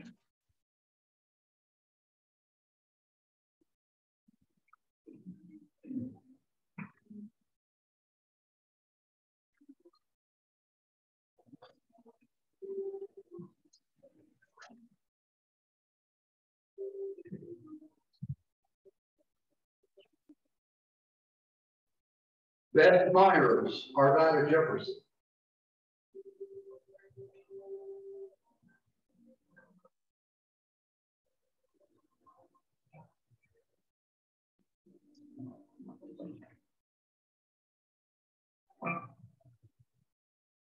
Chuck Chapman, Cheyenne.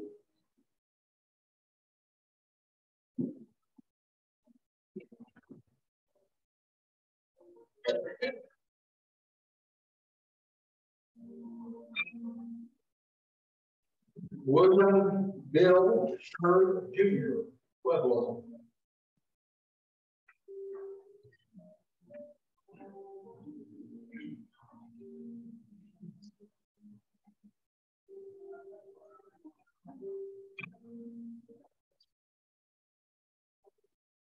Bob Hoffmeister, Aurora.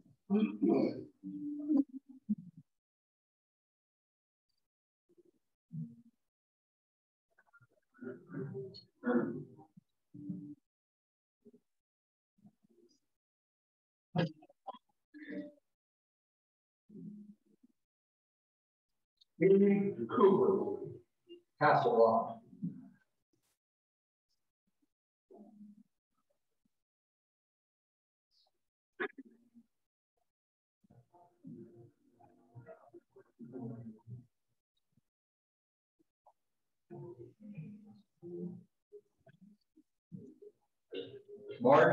Marge Prairie, Arvada Jefferson.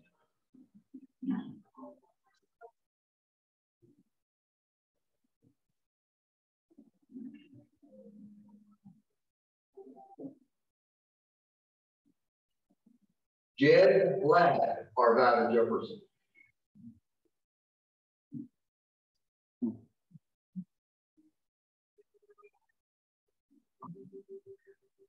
Robert Bobby Whitson, Arvada Jefferson.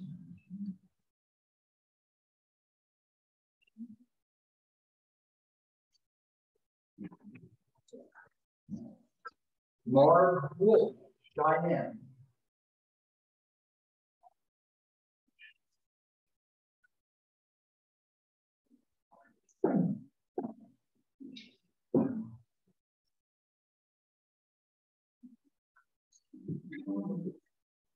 Timothy Price, Castle Rock.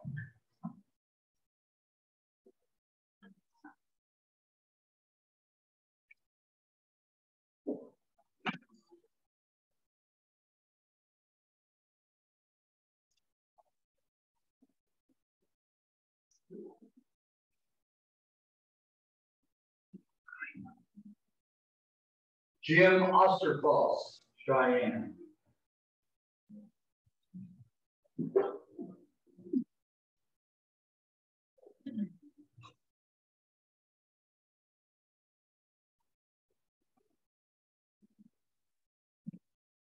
Charlie Bennett, Colorado Springs.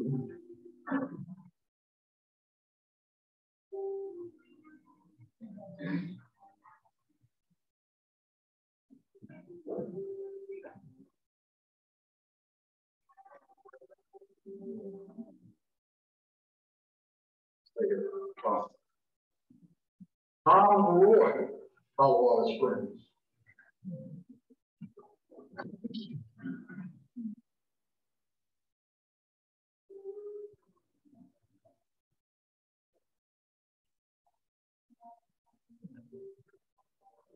Clark Smith, Cheyenne.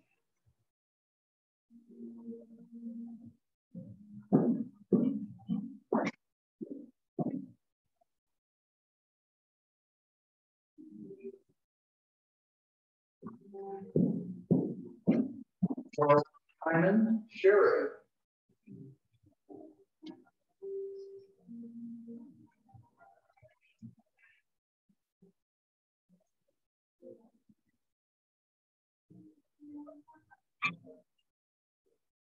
Hugh Warren, really.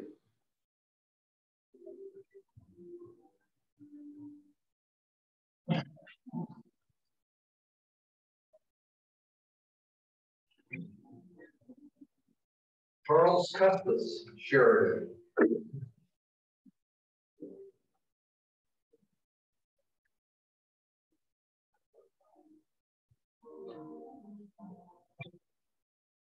Scott Hartland, Windsor.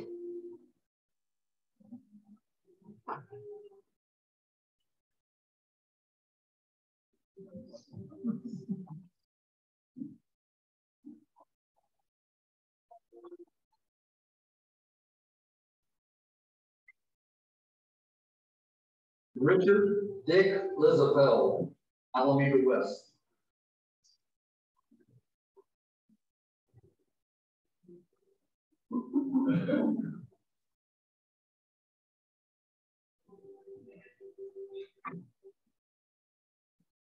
We did have one addition.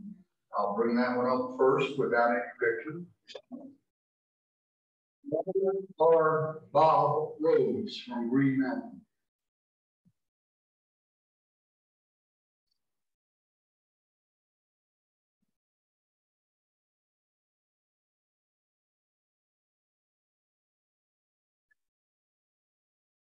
If anyone has knowledge of anyone else that has passed away in their club and would like to at this time come up and present a rose in the memorial vase and then declare their name as they place the rose in the audience, please come forward one at a time.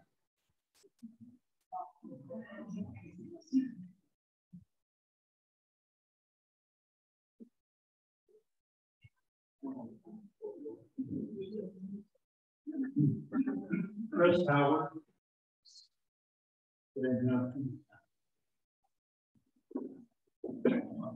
Dean Picker, Colin Vaughn.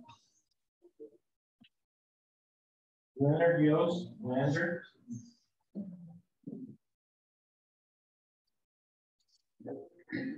Dale Hoover, Applewood.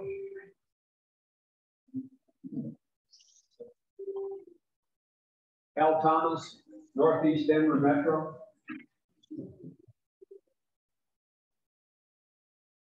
Gary Losey, Monument Hill, and Rudy Schiller, Monument Hill.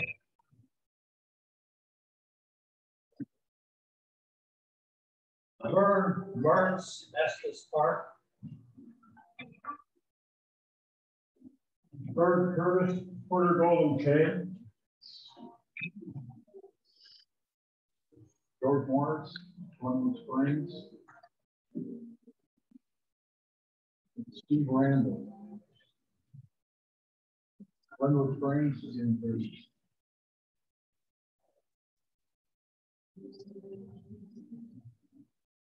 Mary Pollock, South Denver.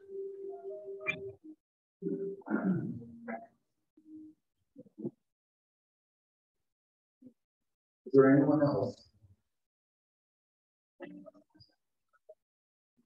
Don Overman, Scott Squad.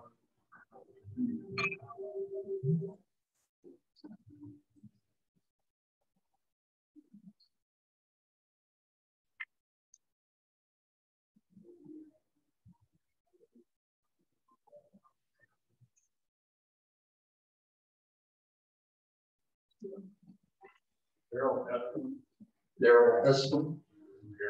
What? Hearing. Thank you.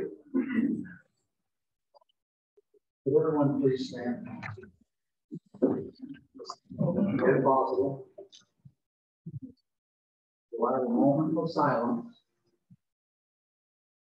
Those volunteers that have passed us in the last year.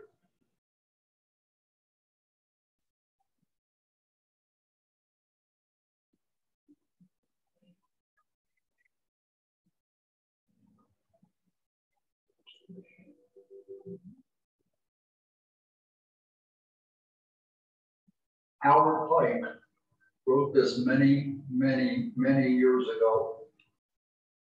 I will have some cards eventually to give to the governor, and he can get them to his board and pass them out. I think this is very, very meaningful. Whatever we had done for ourselves alone dies with us. What we have done for others remains and is immortal. I would like to hear everyone at this time, and I mean boisterously, just give a rousing amen. Amen. Thank you all very much.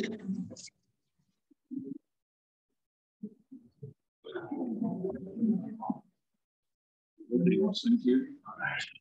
We're really good. Thank you.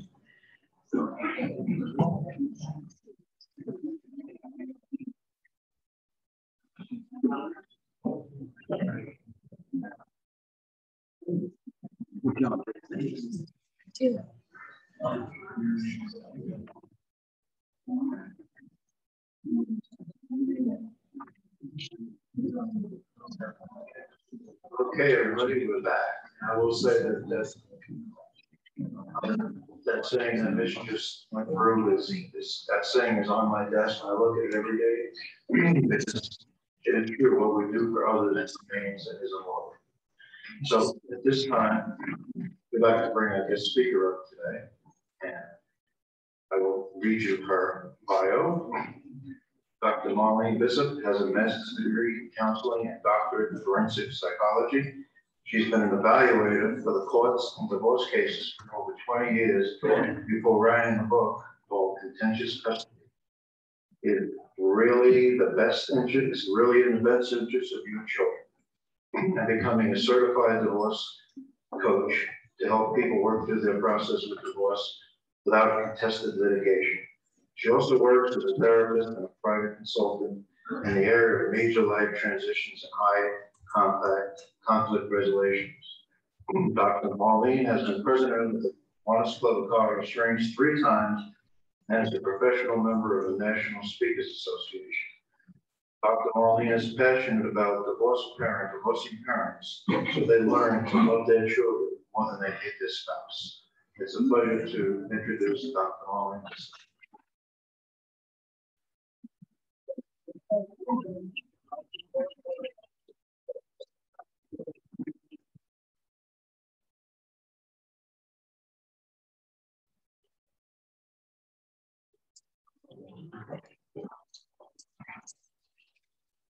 I promised I would be done on time, and I will. And I brought my phone to make sure. I appreciate being able to speak with you all for a few minutes. Anything I have to say is not near as important as honoring the people we just honor. So I'm happy to have my time cut short. But I do want to talk a little bit about COVID, and I know we're all sick of hearing about it, but I want to talk about capitalizing on it as people that as Kiwanians. When COVID kind of took over the world, I was president of our club. And if there's anyone else in the room, which I'm sure there is, that was president at that time, that was a rough time. And I don't know about your clubs, I'm sure they were the same as ours, but people quit the clubs. And worst of all for us, in my opinion, because as I said, I was president, our secretary quit. So you can imagine, and that was the furthest thing from my mind. I mean, it was the least of my worries, the secretary was quit. Because I had to figure out how we're going to have meetings, if we're going to have meetings, all of that. We did it remotely. I'm sure many of you did. Hopefully some of you continue to do that. I say hopefully, we are not right now, but the benefit to that, and one of the positives that came out of COVID is we all learned how to use Zoom or something like Zoom, much more than we ever wanted to. But in my work, I work in the courts, as you heard. I not only had to learn how to use Zoom, But I had to do things like put a note on my door that said, do not, and I still have it and put it up whenever I testify, do not ring bell. You know, it just changed the way we do everything, because I can't be in the middle of a hearing and have someone ringing my doorbell. But what this did for us as Hawaiians is it gave us the opportunity to have people participate that maybe due to declining health have not been able to come. We have a member who came during that time. That's why I'm hoping that we can somehow figure out how to have a hybrid meeting or something like that. But we had a member who hadn't come for a long time, was there every week on Zoom, and now since we've discontinued, hasn't been back. And I don't know if he'll be able to come back. But it also, as we've learned through eClub, and if you aren't a member of eClub, I have to tell you, I'm a member of 3 clubs, and no offense to my home club, I love you guys. eClub is so fun. Yes, Dr. Nation has done a great job. And I understand, I don't know if I'm supposed to say this. I understand Lisa is joining him. I am. It's Yeah. fun. That's right. That's right. And even the 9 feels good. Still fun. Yes, we'll take you all. Yes. These are some of the benefits that have come from this situation. And as with anything, I better check my time. As with anything, we can make the worst out of it or let it get the worst of us, or we can make the best of it. And let's use this opportunity to make the best of what we've been through. We now have had, I'm not sure how many members join, new people join. One member who had quit during COVID has rejoined. And then we've had several new people, I'm not sure the exact number, join. And so this is an opportunity right now when people are sick of being at home and not being around people to say, hey, it's time to come back, or it's time to join. Aren't you sick of being home? Come see what Mike Kiwanis is all about. So it's a perfect opportunity to bring people into the fold at this time for this reason. One last thing I'll share, and I'll be done on time, Robin. Robin was so sweet to ask me to speak, and I promised I'd be done. I want to honor that. But this can also affect or impact the way we serve children, either in Kiwanis or even outside of Kiwanis. And what I mean by that is there's a little girl, she actually has moved in the last couple of weeks, because she lived 3, 4 doors down from us. And I think she's about 4 or 5. And she's very outgoing. She would come, knock on my door, ring my doorbell. She was one of the people that I had to say, when that sign is up, don't ring the bell. But she would come down, and she was kind of a pest.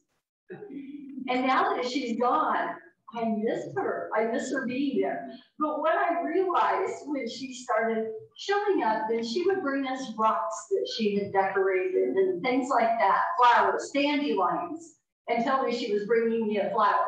But how sweet is that?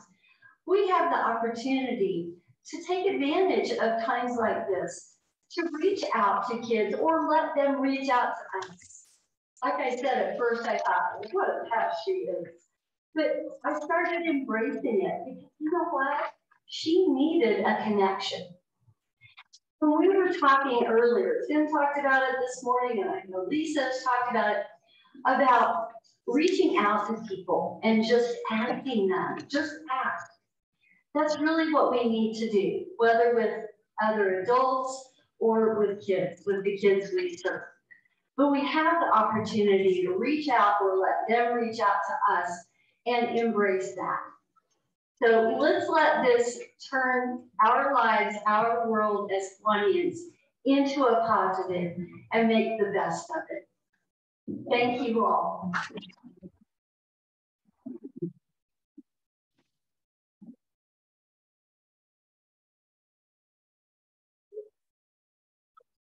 I'll give it a minute break.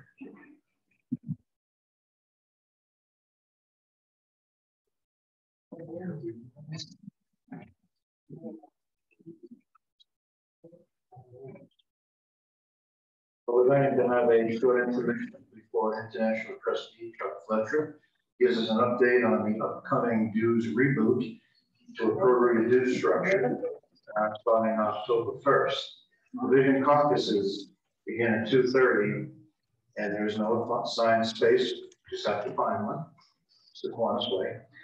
Take a quick break and go ahead and visit the exhibition. And also the House of Delegates will be held right here at this room at 3 p.m. So if you are a delegate, please have your admission card signed and ready to present as you enter. Non-delegates will utilize seating in the Pony Express, Pioneer, and Flat rooms, which are right on the side. You'll see them. And we will have our Sergeant of Arms there to help guide everybody in. And Josephine, is there any other announcements? Really, really quick.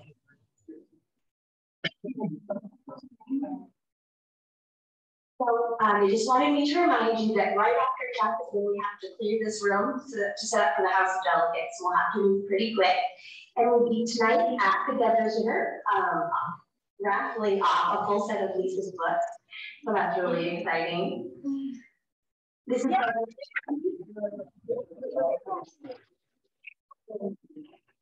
This is your last chance to put in for the Chaplain Trophy and suit-up contest if you have not already entered this break.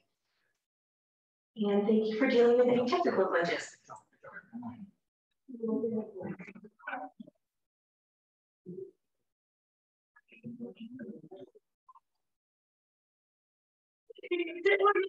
Come back in, okay?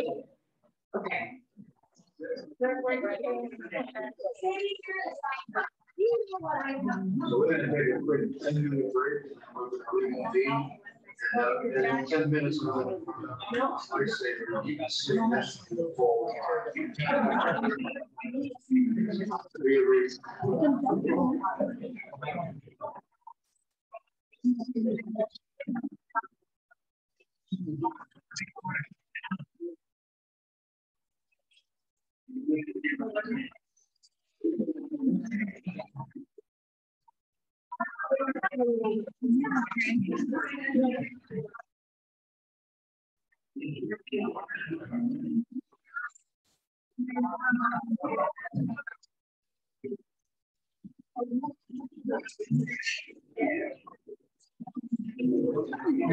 you are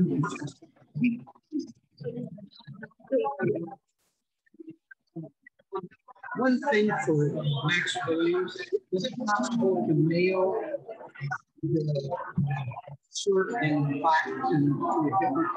Absolutely. Okay. Send me an email. It's okay. All right. Is this week okay? I'll be back Monday. Thank you. Thank you.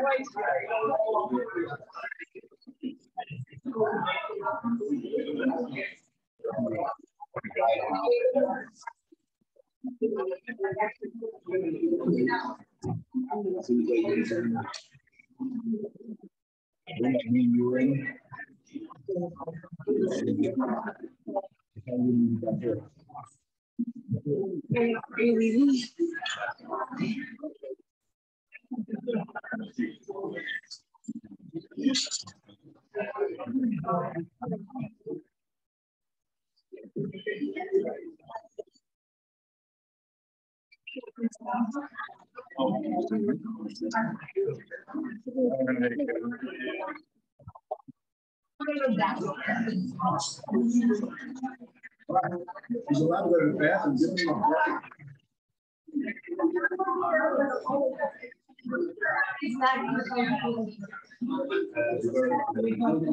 him a break.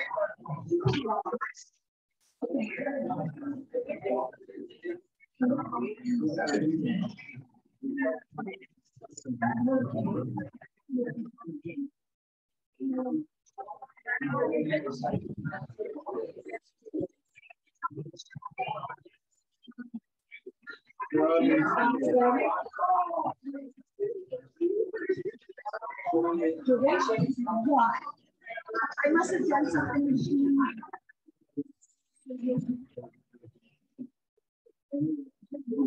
But then when I was that far, and I was like, oh my gosh, I'm oh wow. And I was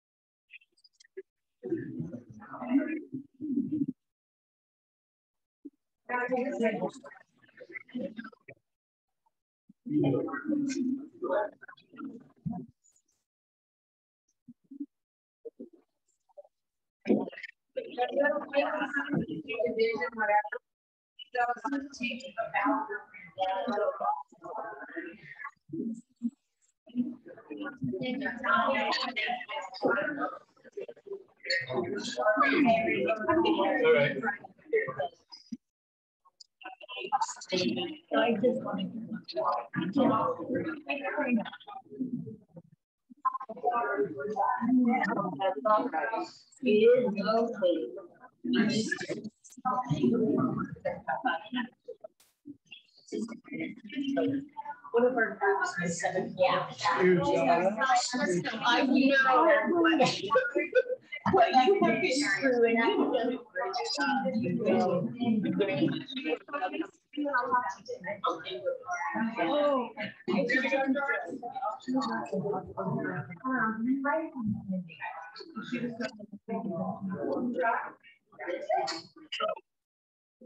Okay. Okay. Yeah. So he wasn't sure that I get that. So they paid for their children.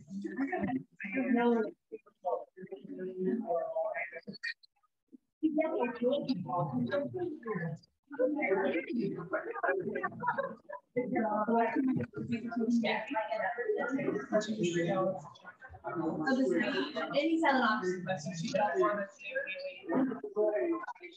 Yes. Yes. Thank you.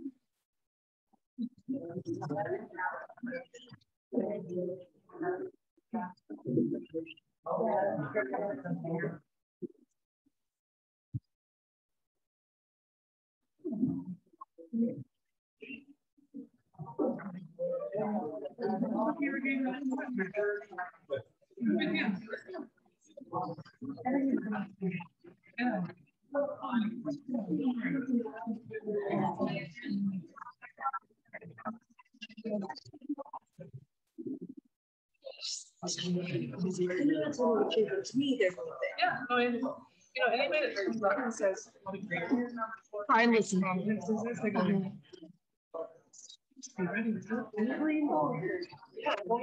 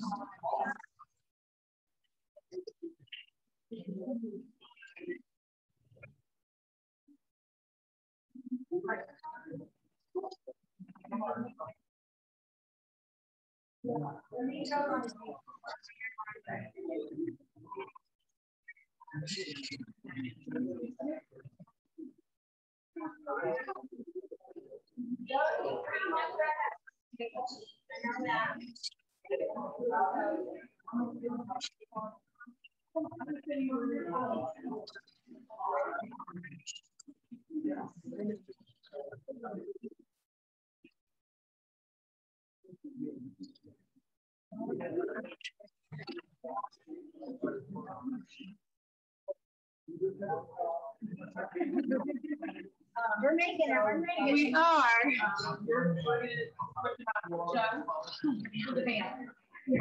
We're gonna give it to you, but then you are taking it in.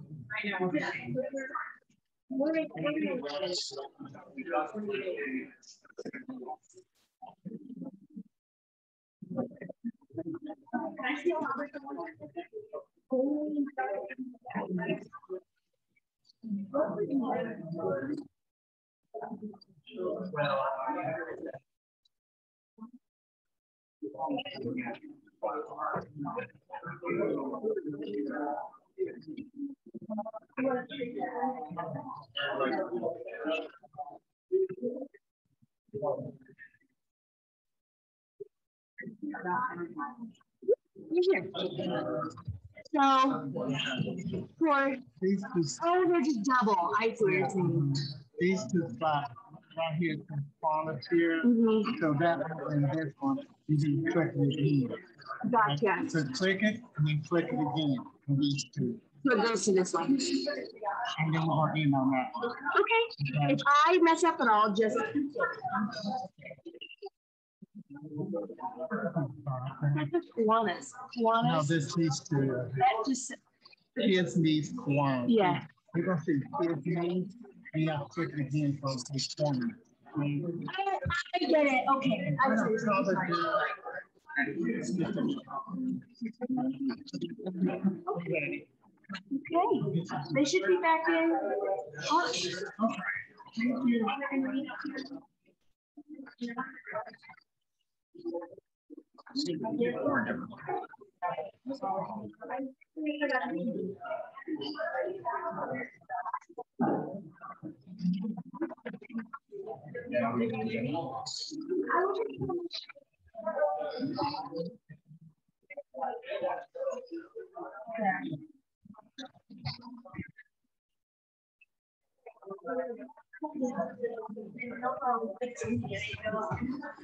I think the only thing, yeah, I think the only thing I agree about.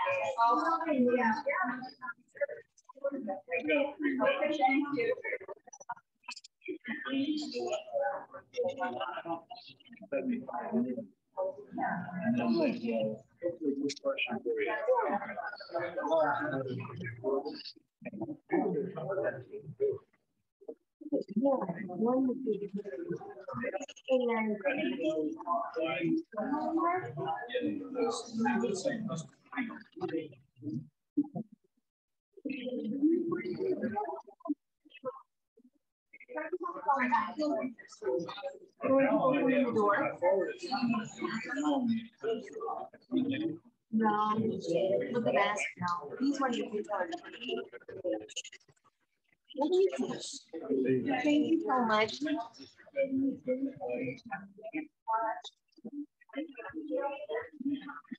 That means that and then in the morning, I was going to ask you a question because we were going to put together that. Yeah, I try to promote.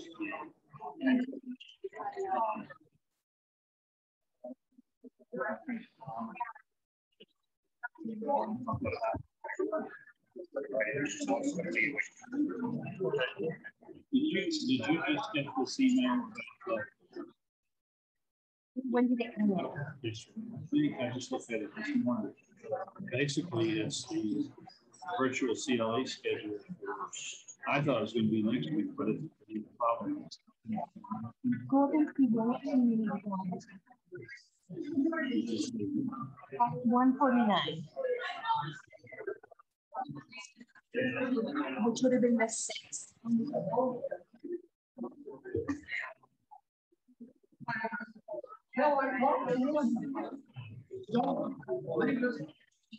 No.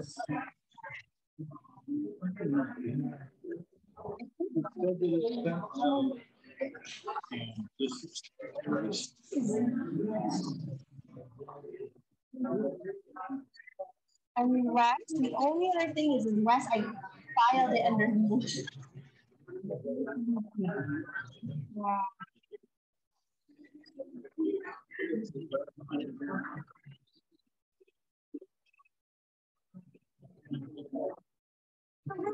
One. It's from Lincoln? Yeah. Yes, I have it saved in my inbox. I'm so sorry. One second.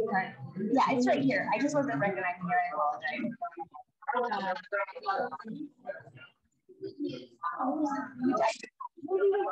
Right here.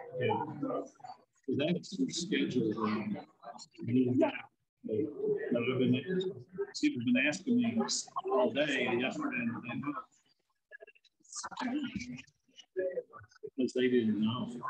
Because they've got to get people lined up to do it.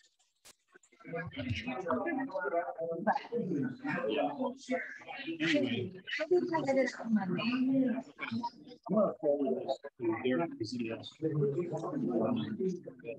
when I forward to that phone, it comes in from a different email. So I'm not going to check out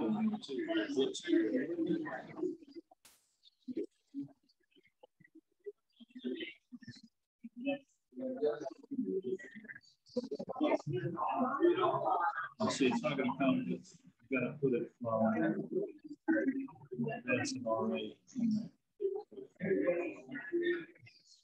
that you have was less than that. I mean, I'd say, well, I'm going to tell them tomorrow, but I don't need to tell them tomorrow. It's going to be they don't need it.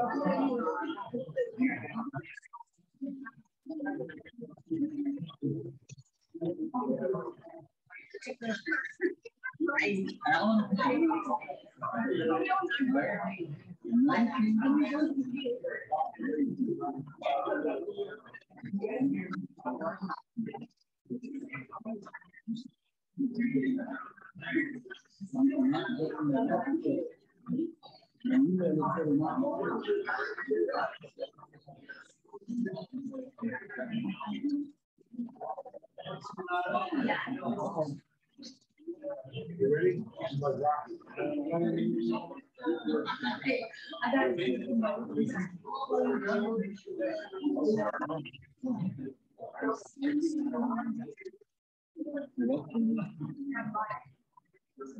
All right, we're gonna get going again, so everybody just get in there, get a quiet room, we'll be ready to go.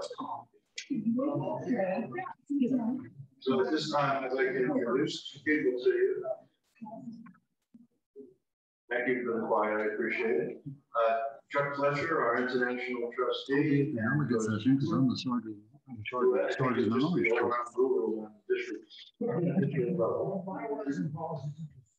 bylaws, policies, and procedures, and anything else we can't figure out, we'll call George.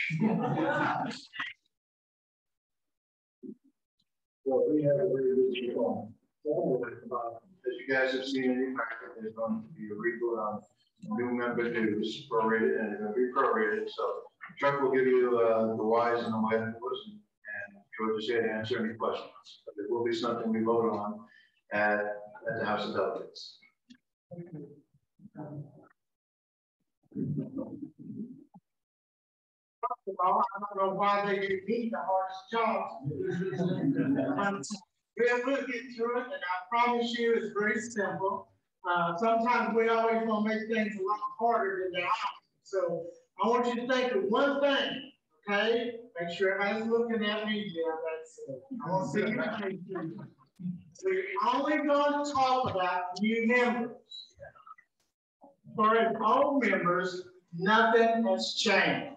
Let's do it one more time so everybody will understand this. We only, now who thought that was funny?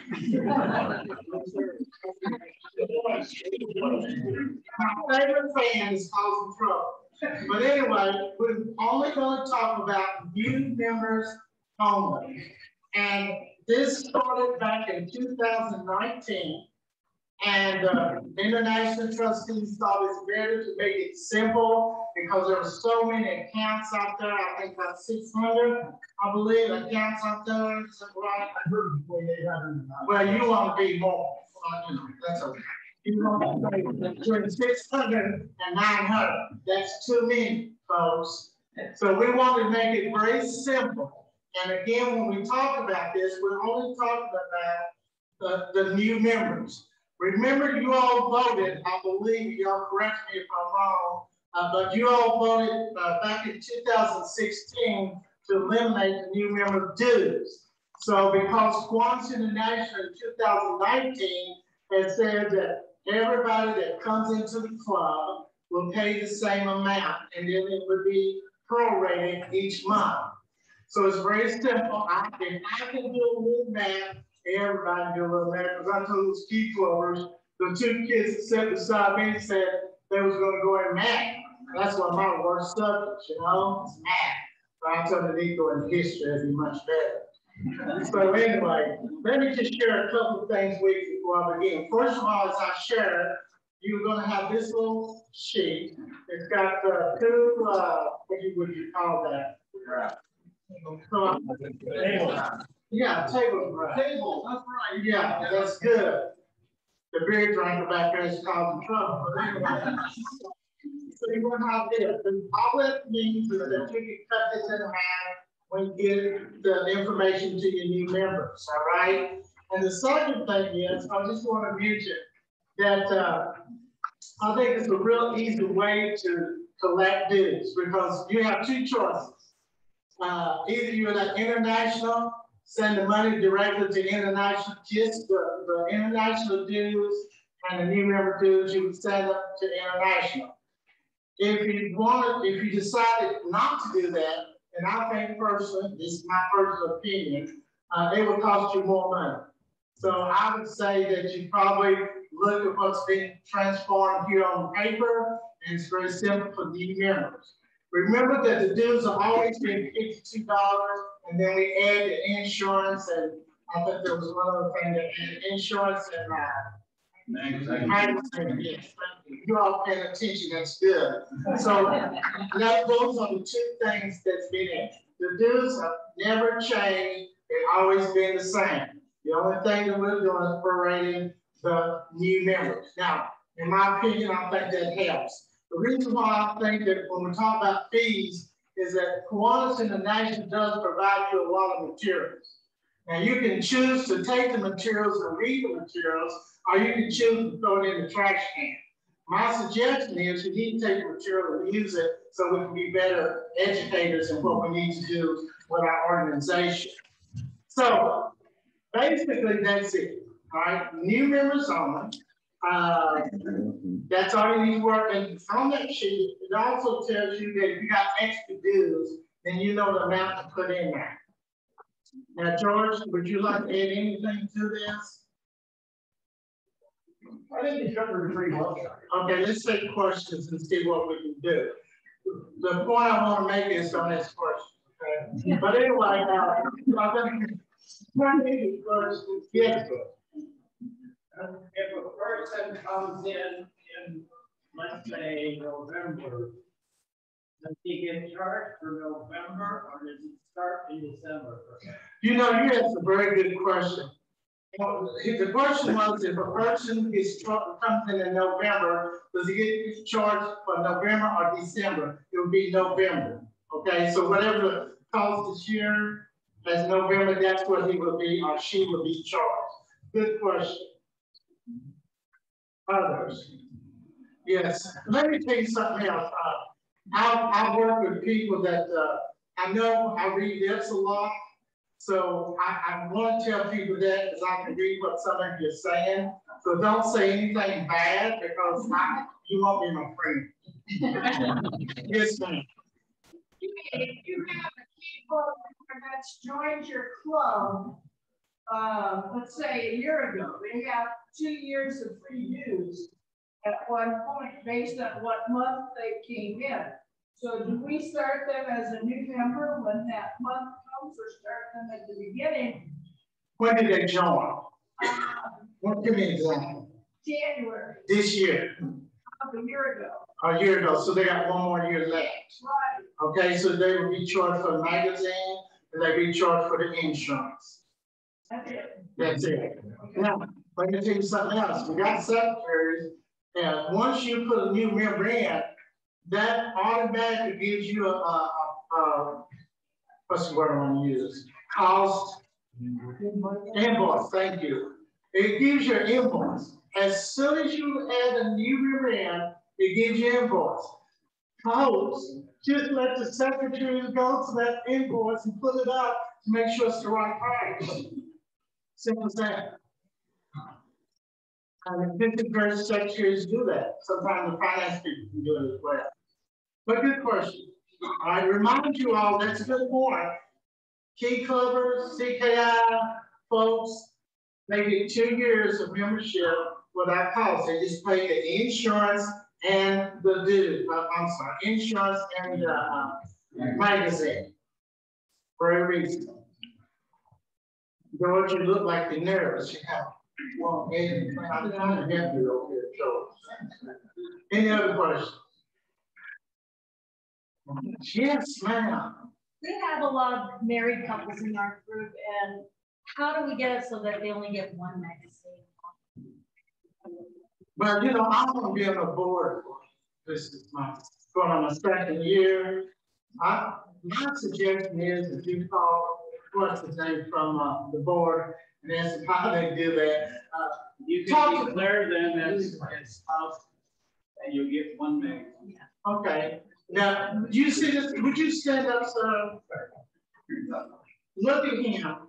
And when you get finished, you go to him and he'll tell you how to do it.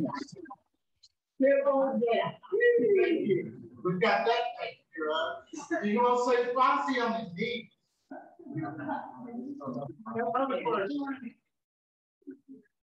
Yes. If you have a CPI number or a key club member, and maybe you have never don't join the club immediately. So why would you use that? I'm going to give you a good example. That's a good point. All right, Chuck Fletcher joins this month, okay, August. Remember, folks, that our fiscal year runs from what? October what? 1st through September 30th. So if I join this month, I joined in this fiscal year. So that's 1 year right there. So then it has additional year. Okay? Not the question. Sir? That wasn't the question. Oh, but do you want? I graduated college 5 years ago. Now I decided to join the one. College one 5 years ago. Sure. Do I still get 2 free years? That is correct. You did. Okay. So you answered that second part of that question. You did. Now, remember when you join. 3 years, except for the magazine. Oh yes. I'm sorry. Yes. And I think he knows that because he's got that big bright shirt on, so I think he would know that. You can talk to me later, too. Other questions? What's this about existing club? I can hear you back up here. What's that existing club? Others? You know, this has been pretty simple. I want to share a few slides. Is that okay?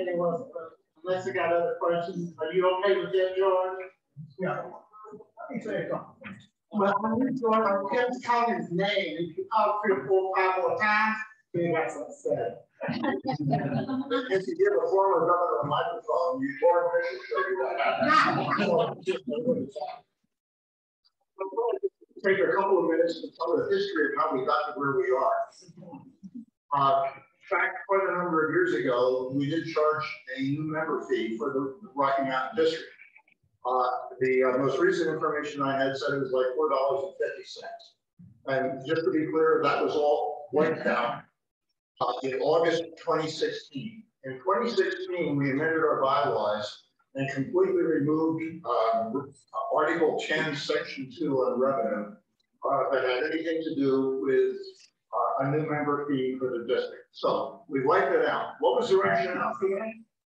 Hey, if we give these new members a free membership, they can come in and there isn't any kind of a new member fee, we're going to get tons of these people coming in and joining us. How many clubs experienced that? It didn't happen. So it was an incentive, it was tried, and it didn't really work. So, but that's how we got to where we are today. Fortunately, our Quantas International trustees are watching out for us, and they're being fair to us. And the proposal they came up with, in my opinion, is an extremely fair proposal because everybody as a member is treated in exactly the same way. And everybody pays essentially the same amount of money for every month that they are a member of, whether they're a new member or whether they're an old member, whether they're an existing member, whatever. The only exception to that is those people who are graduating from one of our service leadership programs. And according to Section 5 of our bylaws, clubs are not obligated to pay any kind of dues to Quantas International or to the district for 2 years from the start of their membership in the Kiwanis Club. Doesn't say anything about how much of a gap is there. They could probably be 10 years if they join a Kiwanis Club after having been involved in, let's say, AI when they were perhaps in college. So this is really an excellent example of applying fairness to all of us.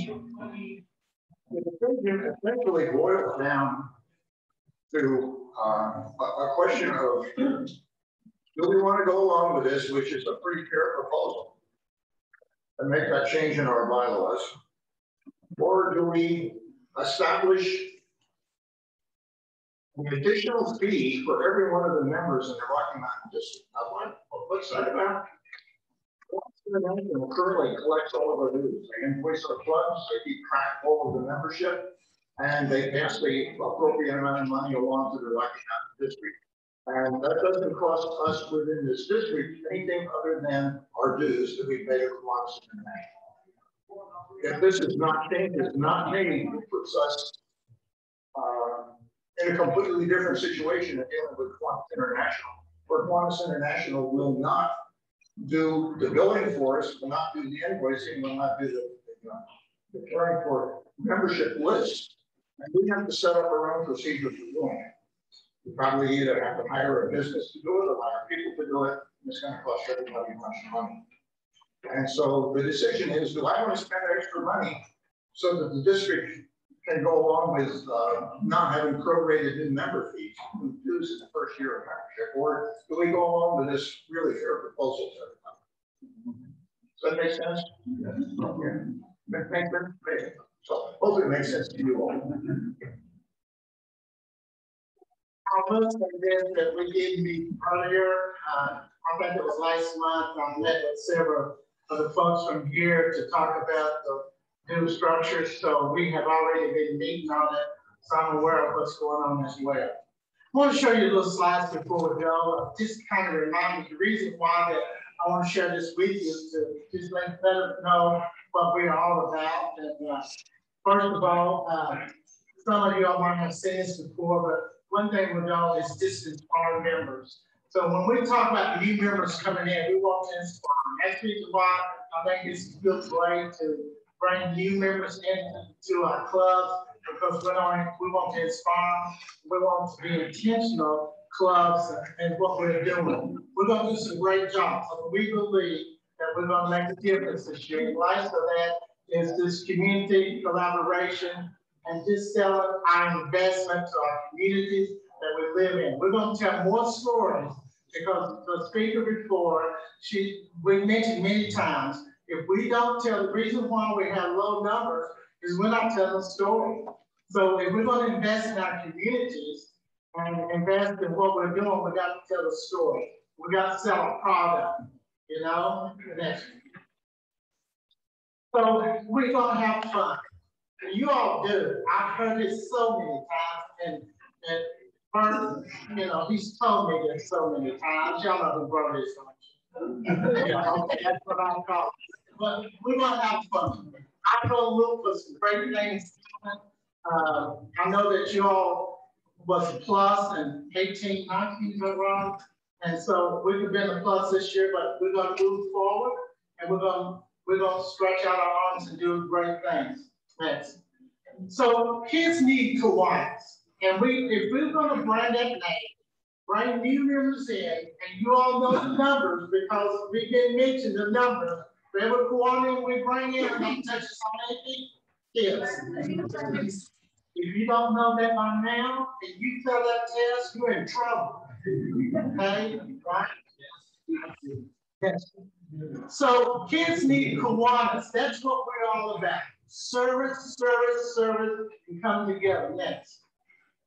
And so, you know, we talk about our college students and our high school students.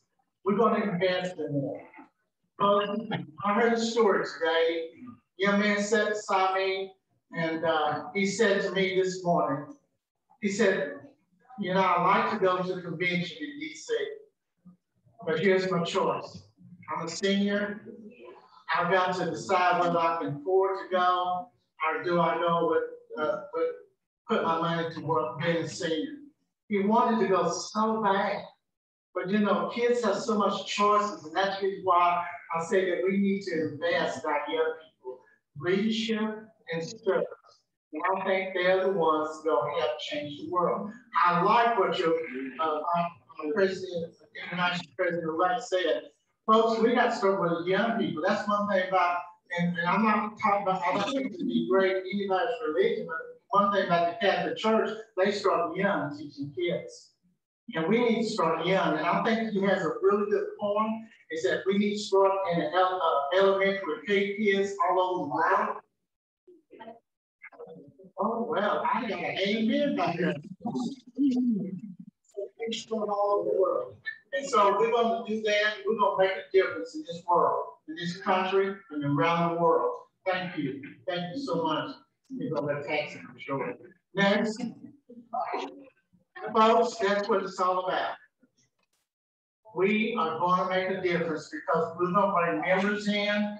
We're going to be excited about our members. We're going to tell the story, and we're going to be excited, and we're going to grow because here are the programs that we can grow on. George, thank you so much. You did a very good job.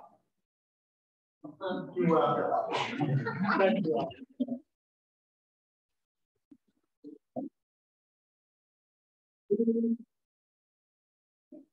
He's doing this. I don't know what that means. Thank you all.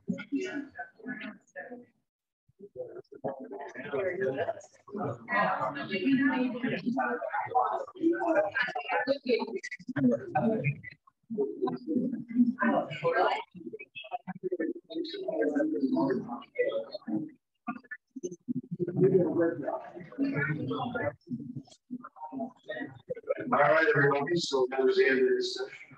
We're gonna have to set this room up again a bit for the elections and the House of Delegates. So if you would just file up, find a place to do the division conference, that would be great.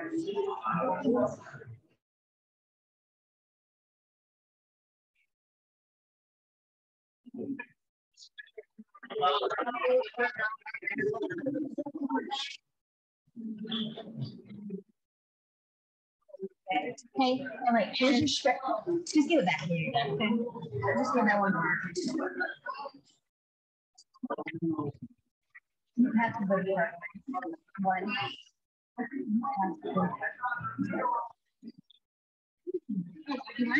Yes.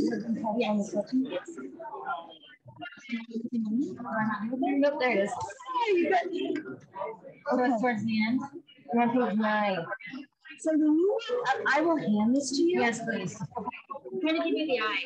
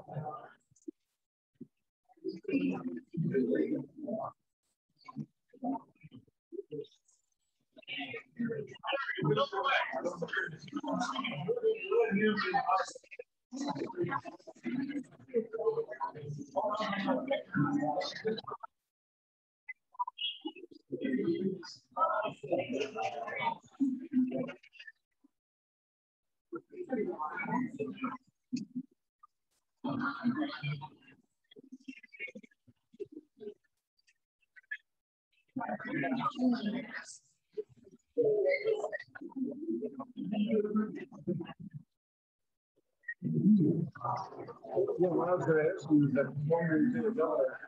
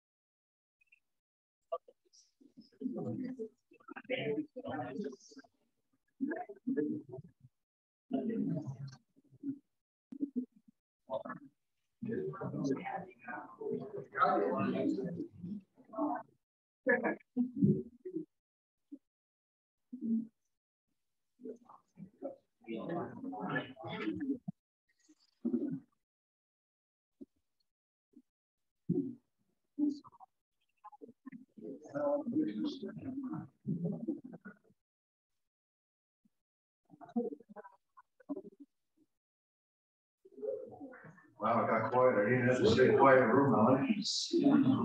It's just 2 days, but we finally got it down, guys. Anyway,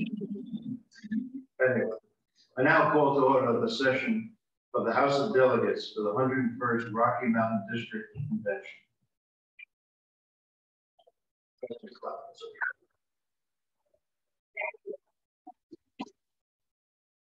I ask Denny Hill to lead us in the Pledge of Allegiance.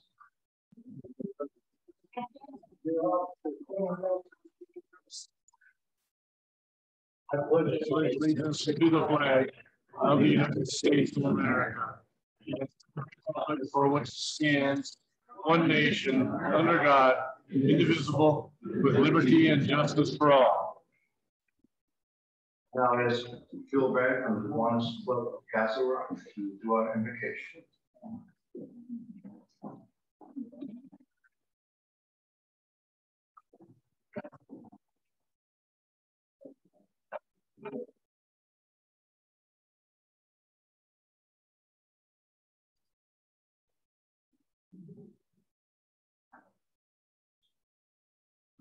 Let's pray. Thank you, dear God, for our eyes. May we use them to see the needs of those around us in our lives. For our ears, help us to use them to listen to those hurting around us. For our feet, help us to walk in others' shoes so that we may know what it's like to be on the other side of the tracks. For our hands, even though some may have more than others, may we use them to serve others. For our brains, may we use our minds to find creative ways to utilize our time efficiently and effectively. For our hearts, thank you for your example of having a servant heart. Thank you for each Kiwanian in this room. Thank you for our clubs and the opportunity to serve the kids and families in our communities. Thank you for those willing to lead our Kiwanis organization. So bless the rest of our time together. In your name I pray. Amen. Amen.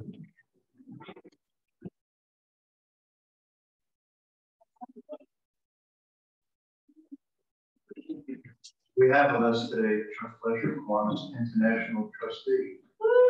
Do I have a motion to allow our international trustee to enter the House of Delegates? Do I have a second?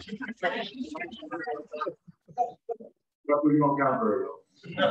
All in favor? Any opposed? Motion carries. Chuck, please join us.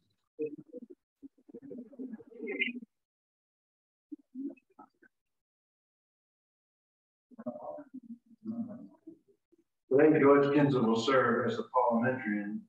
Bob Curtis, Bob's not here. John Mangino will be the chairman of the Credentials Committee, and Josephine Young. Could you please give us a report on registration?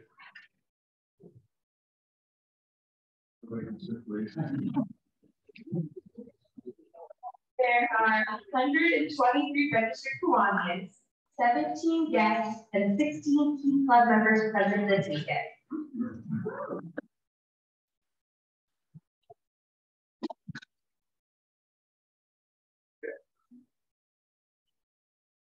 I had my papers all mixed up, so I'm straightening them out.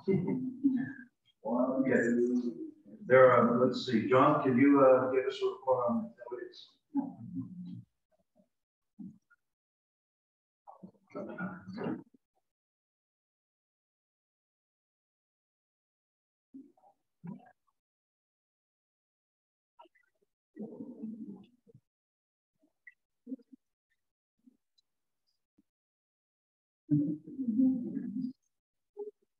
Governor Bob, there are 76 delegates and 7 delegates at large present in the House of Delegates. Wow.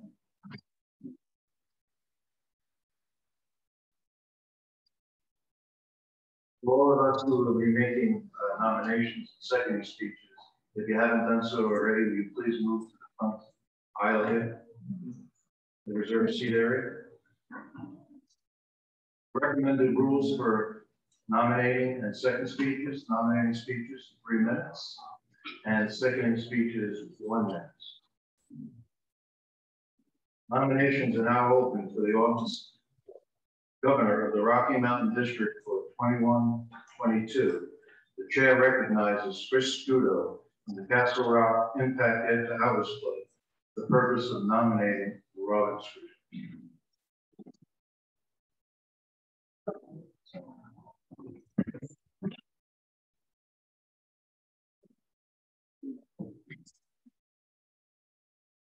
I'm here to nominate my best friend for the next governor of the great district, Rocky Mountain District of Kiwanis International.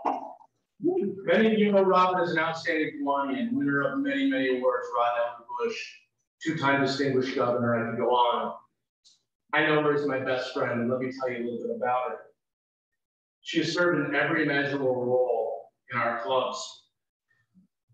She simply put, everything she touches and tackles and takes on becomes better, whether it's personal or professional, whether it was raising money, $6 million for St. Francis to build a new sanctuary, whether it was winning every year awards in this organization, whether it was excelling at work, whether it was raising our boys, or even, I guess you could say, touching me in ways, everything she touches gets better. Rob's an authentic leader. She always puts the needs of others ahead of herself. She's respectful. She works to earn your respect and your dedication. She doesn't demand it. You can spend a minute with her. You can't spend a minute with her without recognizing the passion in her eyes, the commitment in her mind, the insane amount of love she has for this organization and our mission. Also, there's this little crazy competitiveness about her. It gives you the faith to say, I think we got this. Robin was a musician in college. She played in many bands. And let me tell you a little bit about, and in those bands, one of them she learned as a musician was that to make beautiful music, you need to play with others well. Sorry. It takes an awful lot, and I've watched her. I've known her more than half my life. This is really hard. I'm sorry.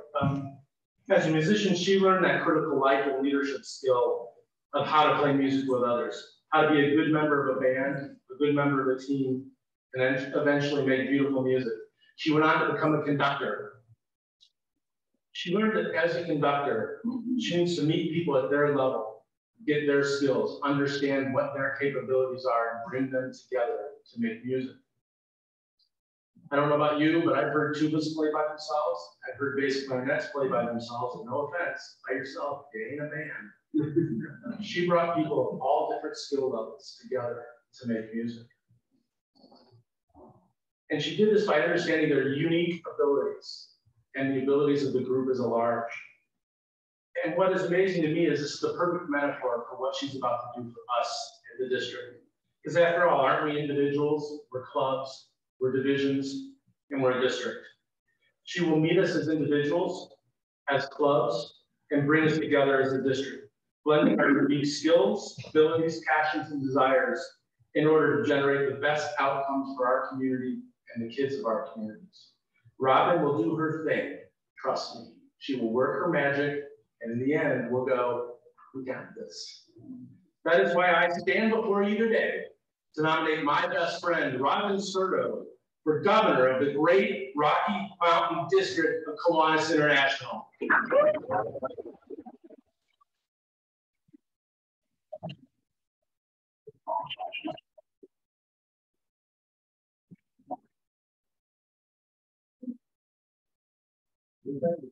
Okay.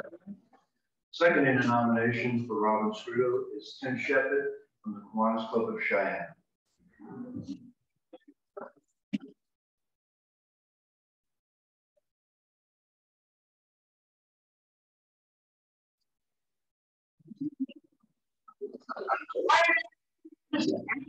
Gentlemen, it is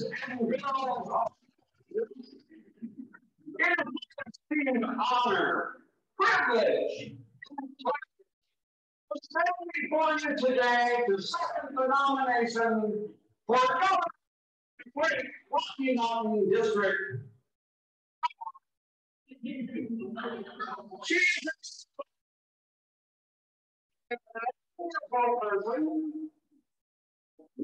District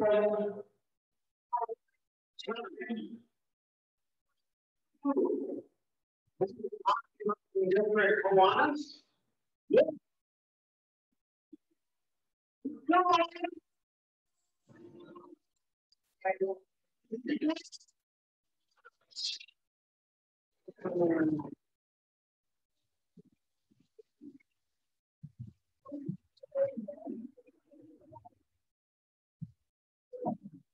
Thank you, Tim. We can always depend on you to lighten the room up.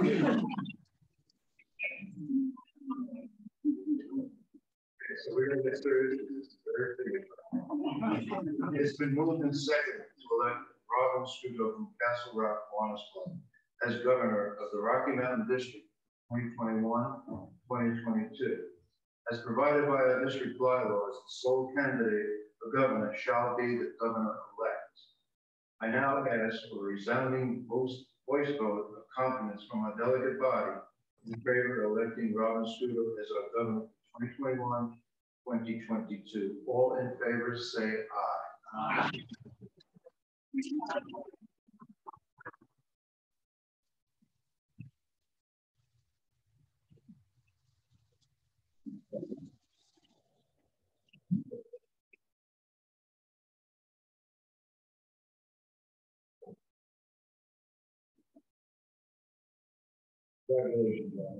I hereby instruct the district secretary to cast an unanimous ballot for Robin Scudo for the office of governor of the Rocky Mountain District. I hereby cast the unanimous ballot of the delegate body for Robin Scudo from the Castle Rock Kiwanis Club for the office of governor of the Rocky Mountain District for 2021-2022. Thank you. Yeah.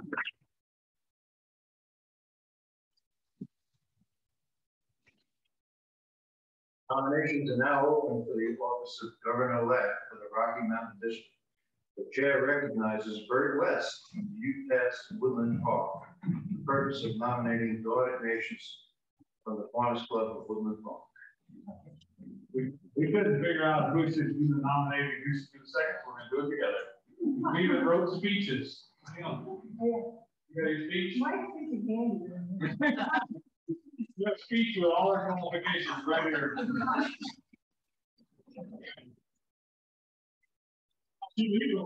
Oh, there she is. Okay. So it's an honor to be able to nominate Dawn Ignatius for governor-elect of the great and historic Rocky Mountain District. So I asked Leanne, I said, let's do it together. I'll say why I want to nominate her. And then you say why you want to nominate her. And then hopefully we can get a second from the floor. Hopefully we can get that. So I want the timekeeper up there because it's a little bit of latitude. You're done. But anyway, so in 2010, 2011, when I was governor, they called and said, you need to find an eliminate chairman. And we need this person for 5 years. Wow, I got to pick for myself, I got to pick for Bob, I got to pick for Jack, I got to pick for Lee, I got to pick for all of them, because I have to pick what this is going to be. So instantly I knew who I wanted to pick. I'll call Bob Garrison. Bob.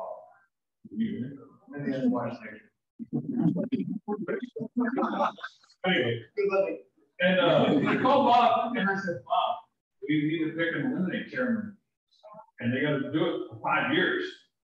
And I said, this is who I want to pick. And instantly Bob was saying, that's who I want to pick.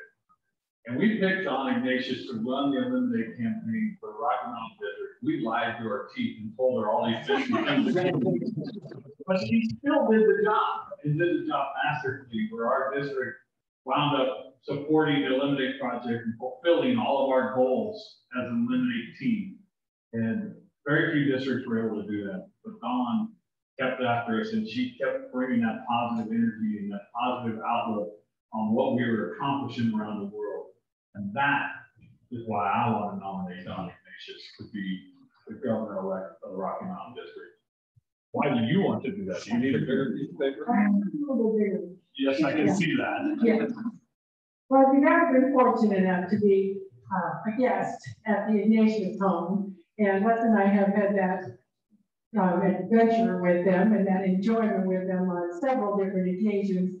When you walk into their house, you notice this really beautiful piece of art.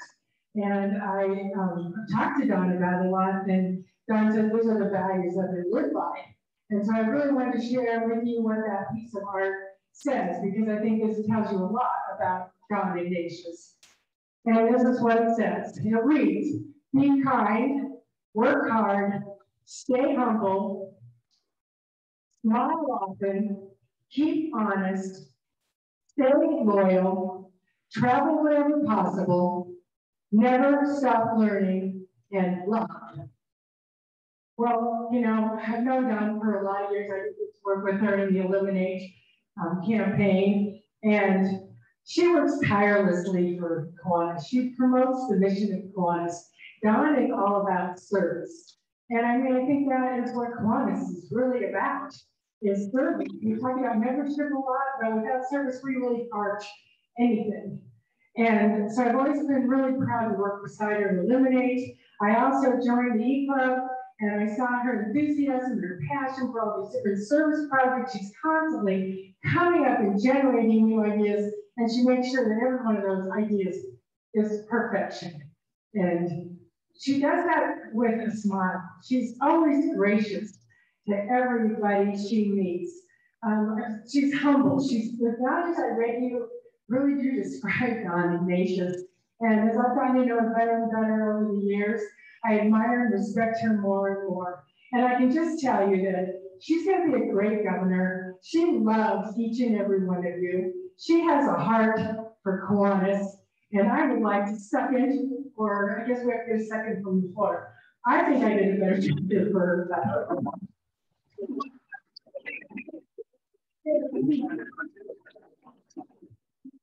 President of Kiwanis International.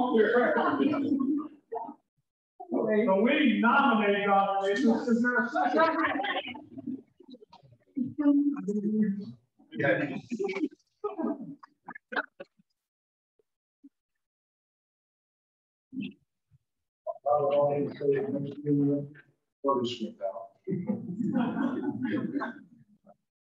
I would entertain a motion that nominations for governor-elect be closed and the district secretary be instructed to cast a unanimous ballot for Dawn Ignatius because of governor-elect of the Rocky Mountain District for 2021-22. Do I hear a second? All in favor? Motion carries.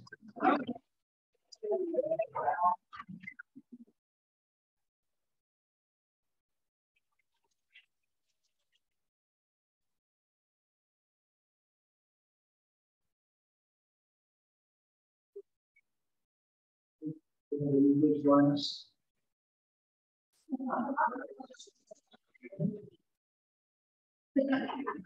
Dawn, will you please join us? Josephine, I hereby, Josephine, you need to do that. Everybody comes to your unanimous ballot of the delegate body for Dawn Ignatius of the Kiwanis Club of Utah Woodland Park for the office of governor-elect of the Rocky Mountain District for 2021-2022.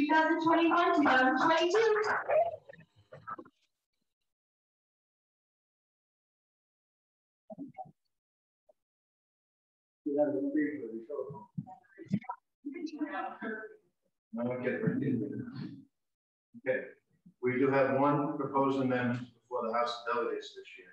The board recommends a 15-minute time limit on discussion for each amendment, with 3 minutes being allocated to each person willing to speak on the issue. Do I hear a motion to accept this rule? So moved. Do I hear a second? Second. All in favor? George Kinzer, the chair of the Bylaws and Resolution Committee, will read the amendment.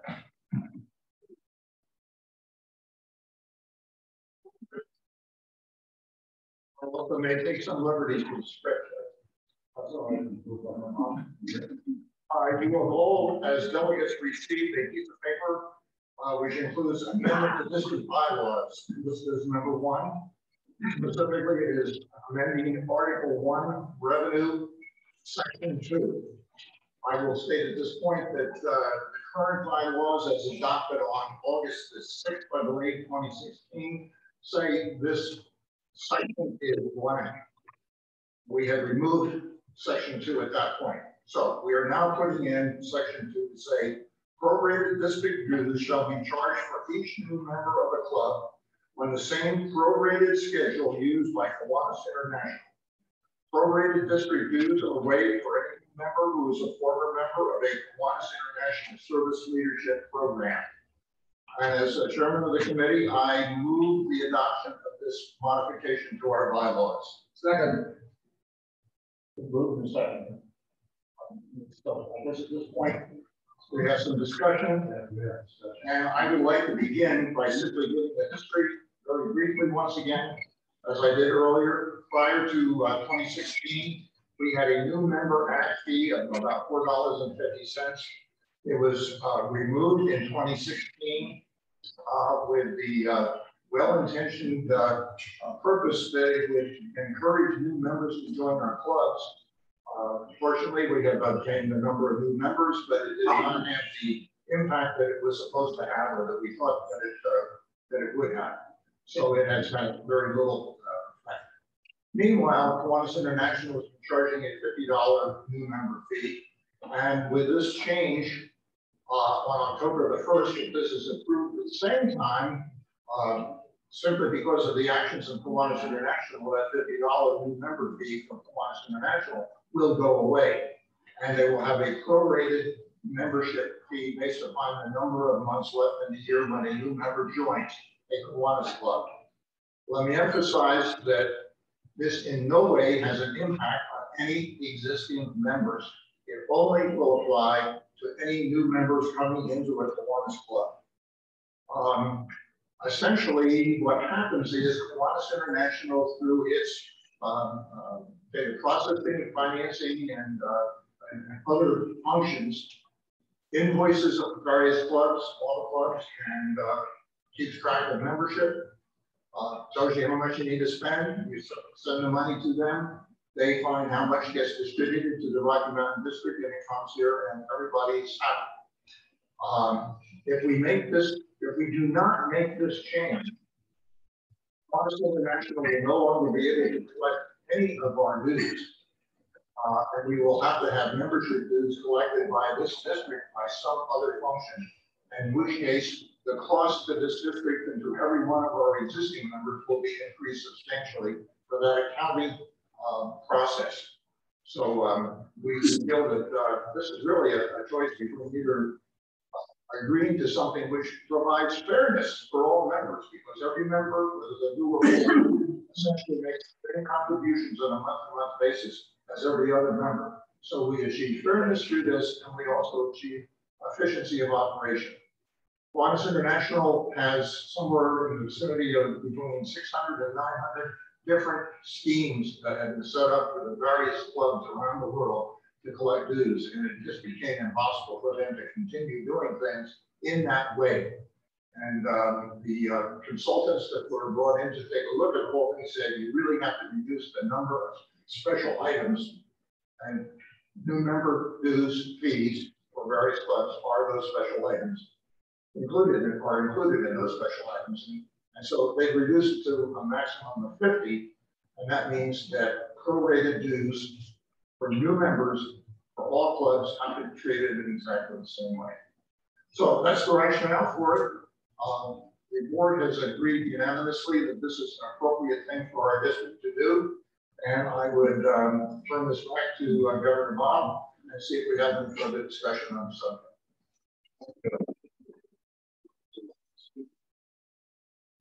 Is there any discussion on this amendment? George Kinzer will be the timekeeper. For the purpose of the discussion, a microphone will be available. Josephine has it. Speakers will announce who they are and what club they represent. The remainder of the time is 3 minutes per speaker, 15 minutes total. So do we have any comments? All the questions. Well, since we have no comments, I will declare the time up, and we will now move to a vote. So you should have a yellow card in your packet. So if you are,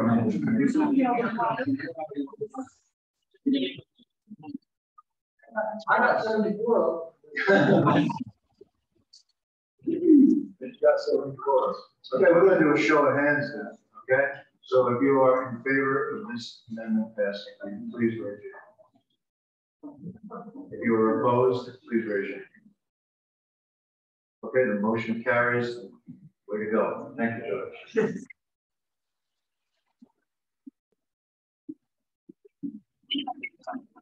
We also have one resolution for the House of Delegates.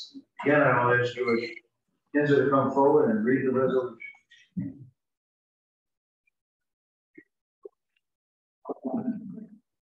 I'm not sure about this. Back there.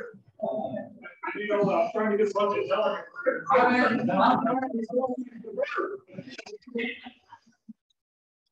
Burke is going to be up for election as president designated at that time, Kiwanis International next June in Indianapolis. And I know a number of us are going to try and be there and help support Burke in doing that. But one of the things that we really need to do as a district is say, yeah, we think he's probably a pretty good guy. So we have a resolution. Whereas Burke West, a member of the Kiwanis Club of Butte Pass, Woodland Park, Colorado, has served Kiwanis at the local, the division, the district, and international levels, including district governor during the 2010-11 administrative year. As trustee of Kiwanis International 2016 to 19, and as Kiwanis International Vice President 2020 to 21. I will have served as Kiwanis International President-elect 2021-22, and whereas this Burke West has exhibited an understanding of club issues and concerns for club members through his 33 years as a member, with his personal participation in club, district, international projects, and whereas Burke West has excelled in numerous leadership roles in local government, service, and business organizations. Therefore, be it resolved that local delegates of the Rocky Mountain District meeting at the 2021 Annual District Convention on August 7, 2021 in Scottsbluff, Nebraska, endorses Burke West for election to the office of Kiwanis International President for a one-year term beginning October 1, 2022 at the 2022 Kiwanis International Convention. I move for the adoption of this resolution. Will Burke West come forward for a moment?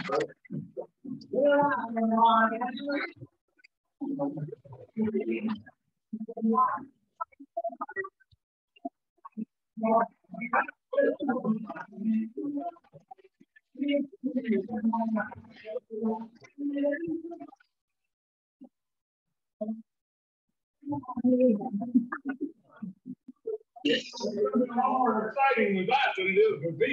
So.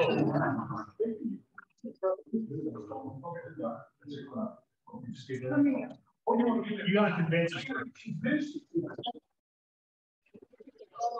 You got 3 minutes to do it.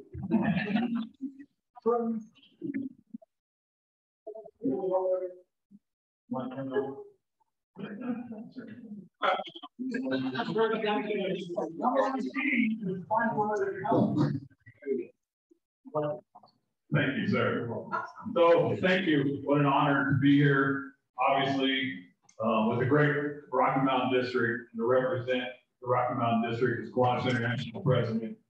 And so being from a small district, you know, it's sometimes a little bit harder to get elected, but with the support and the strength that everybody gave us in this district, it seemed like it was pretty easy because everybody was always in. So make sure you're in Indianapolis next year. We got a lot of purple shirts running around, and we're going to show this Rocky Mountain District team that needs to. So there's one thing I would like to say. It might take more than 3 minutes, might take 4 minutes. You can let me go, George? Yeah. So anyway, you know, in October, when Don, who's been elected, comes from governor-elect training, we're going to launch the official campaign, or not campaign, but the official theme and the official motto for the year 22-23. And that will be, don't forget the salt. And you guys are all listening to me. Don't forget the salt. Well, I'm going to tell you what that means. And you're the first group that ever get to hear this in person. This is what's going to be, we're going to broadcast this around the world. All Kiwanis, don't forget the salt. So years ago, we built a big smoker to UPass. How many UPass people we got in the room? We got a bunch of them here. How many have been to a UPass cookout where we got the smoker going and the big thing and we're cooking all this? Well, we had done hundreds of these things. And we would always like make a list. And me and the commissioner, or Jeff, or whoever was with us, usually Jeff and I or Richard and I, we would be back there. We would like make this list, and we'd run through Sam's Club. We'd make a list, and we'd say on that list, we got to have our tri-tip. Well, tri-tip, you got to have seasoning, and you got to have foil pans, and then you got to have foil. It makes it all work. And then we'd come back over here, and then we'd have the next thing. We're going to baked beans. So what do we need for the baked beans? We need baked beans. Then we need foil pans. So we don't burn them. We're going to do bread. We got to have our bread. But in order to do the bread, you got to have foil, wrap it up in. You got to have butter, and you got to have garlic. Those are the three things you got to have. So we put that on the list. And then we go through there, and we can have potato salad. Got a lot of ice because we don't want everybody getting sick. We got to have the foil, put it in. We got to have the ice, and we got to have potato salad.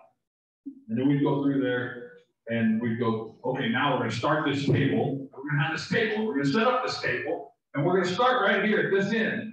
And we're going to put plates. And what else do we need? Oh, we need silverware. We need napkins. Then we're going to have the tri-tip. And then we're going to have the bread, the beans. Then we're going to have the potato salad. Then we're going to have the bread. And then we're going to have the dessert.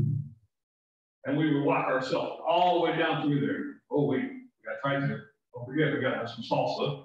Oh, maybe we need some more sauce. We got to have, oh, what else do we need? And we go through this whole thing.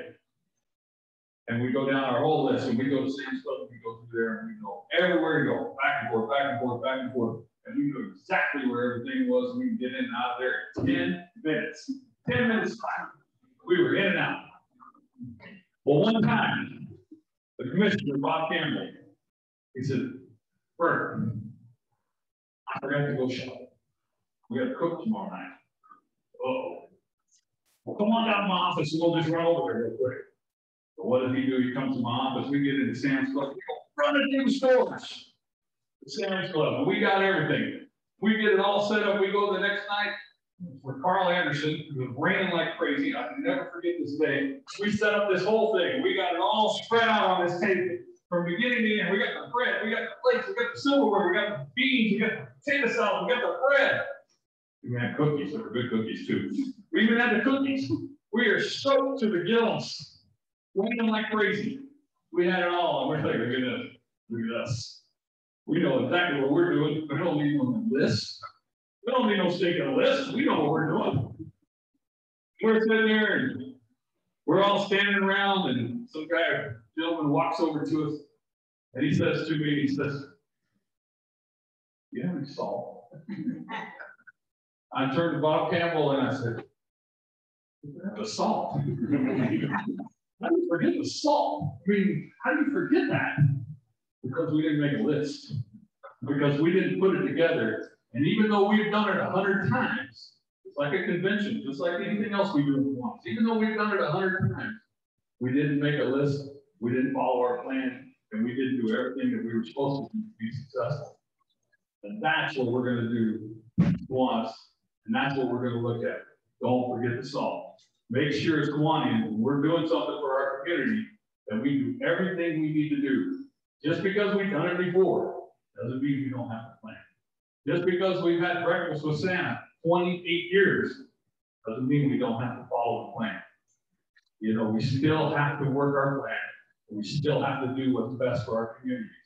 So that is why we're going to constantly remind everybody to not forget the salt. And so with that, I hope that you still will endorse me.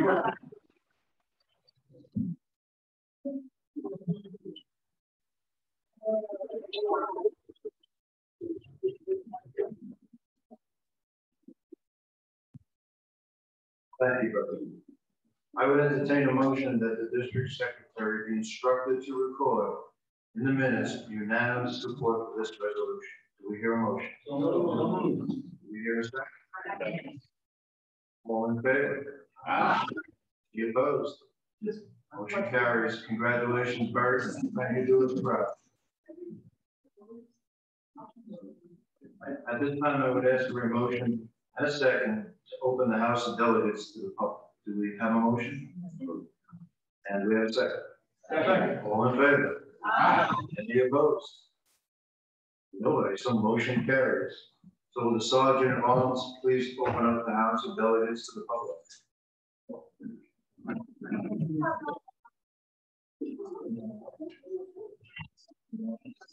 Well, don't be that if you want.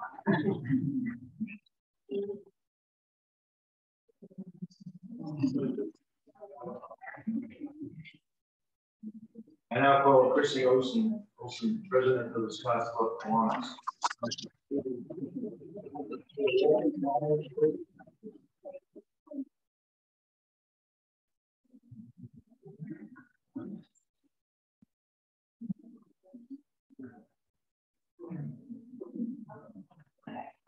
The traveling trophy is awarded to the club that has traveled the most number of miles through summer competition. This is calculated by multiplying the play miles by the number of attendees. This year's winner is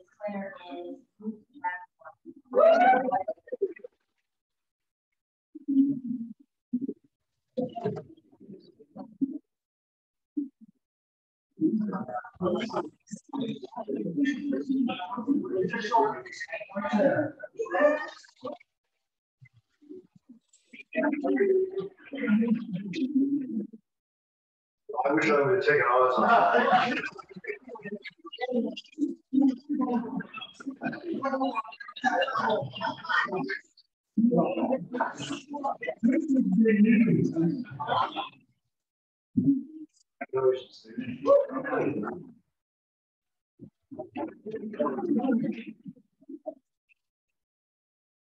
Now I have Kiwanis International trustee Chuck Fletcher to join us for the purpose of installing the 2021-2022 board.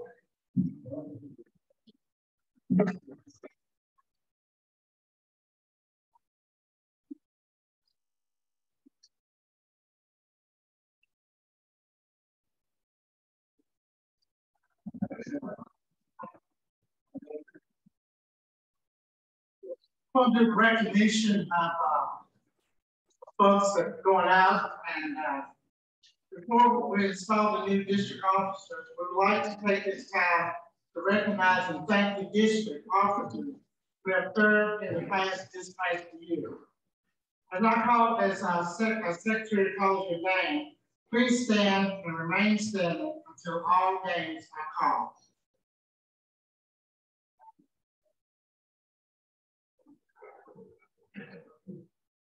okay. Division 4, Lieutenant Governor Lori Chalet in absentia. Division 5, Lieutenant Governor Kathy Lee in absentia. Division 14, Lieutenant Governor John Litz.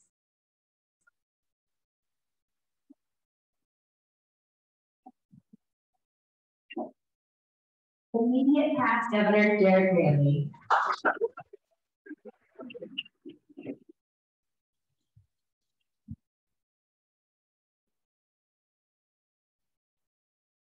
No, they have been seated. Okay. Recognize, Kiwanis provides to recognize the past governor. Kiwanis has provided immediate past governors to serve more than 1 year. As a member of the district board, this is a wise provision. Your experience as the district chief executive will be the most helpful, not only to your successor, but also to the new district board. Thanks, Governor.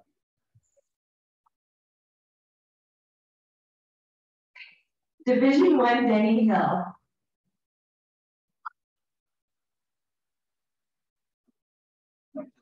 Division 2, Margie Martinez. Division 4, Tom Taylor.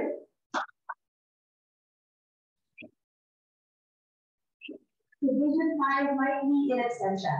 Division 6, Betsy Lana. Division 7, Stuart Kerchick in absentia. Division 8, John Stevens in absentia. Division 9, Dominic Brenton.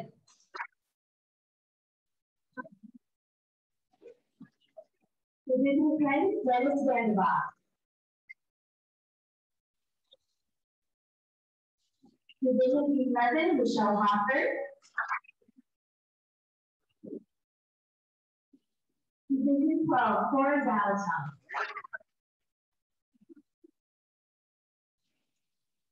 Division 13, Julie Minier in absentia. Division 14 is vacant. Division 15, Andrea Wiley in absentia. Division 16, Lathrop Finn.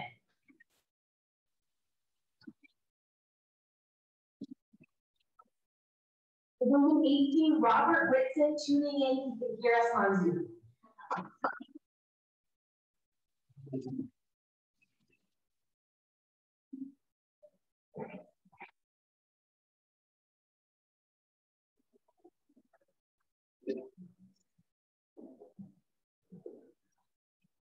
It is my pleasure to present to our Vice Governor.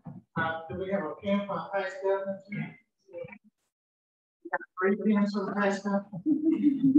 Oh, 1 pen. In recognition of your service during the past administrative year. I also told you with this responsibility to counsel wisely, the incoming governor, and to continue giving your support as best as a member of the district board.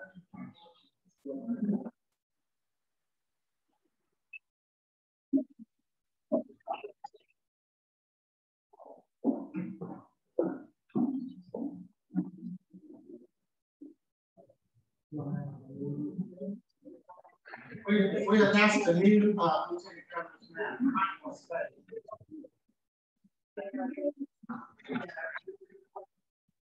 Let me swear you in.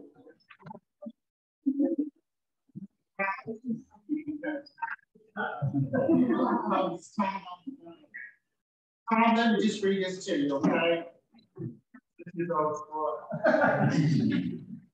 As you recall, the district board is composed of officers and the lieutenant governors. Okay. Most district business is conducted by the district board. So you are assuming significant responsibility for the district as well as your own decisions. You will determine district policies and activities, approve the budget, and implement the district policies and procedures. On behalf of Kiwanis International, I congratulate you and install you as Lieutenant Governors for the next administrative year. Congratulations.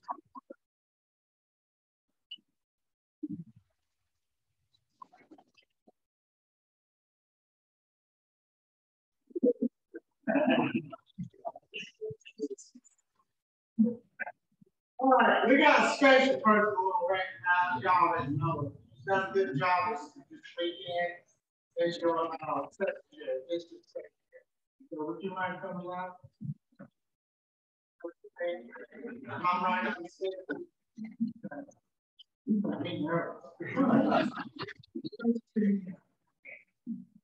In the district, the Kiwanis district, the district secretary plays a central and vital role. You must look out for the details of the reports and dues, collection reports and correspondence, and many other activities that are necessary for a smooth functioning of this district. Your active interest and involvement in all the district matters will be vital to the district's success in the year ahead. It is my pleasure to install you as district secretary, and you have done a superb job, and thank you so much.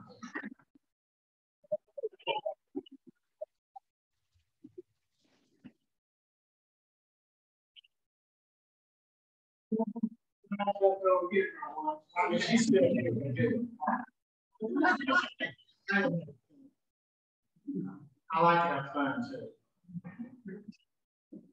District treasurer.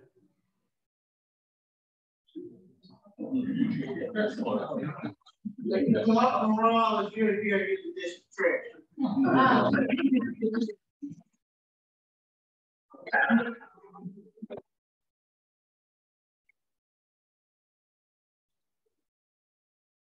As district treasurer, Clark, you have been elected to the office of demanding not only absolute integrity, but also financial ability. It is your task to manage the funds of the district and to diverse them as the direction of the district forward. You will report on the district finances at each meeting of the district board, and at any time when requested by the governor or the board. I am pleased to install you as the district treasurer, knowing that you will be faithful, and I like the word faith, to trust that has been given to you. Congratulations.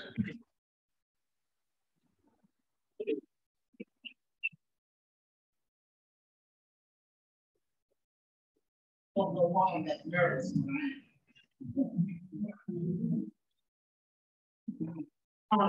Governor left.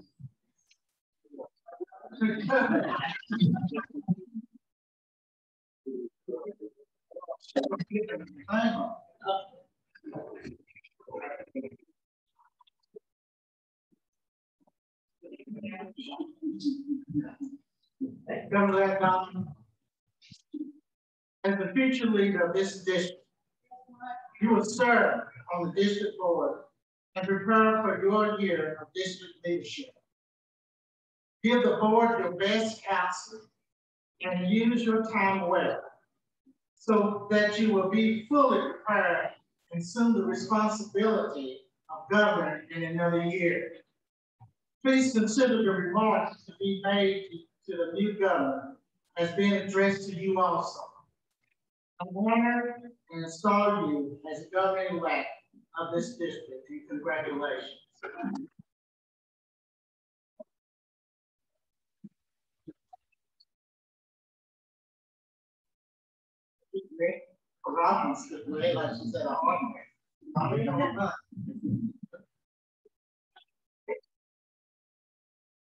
Wow.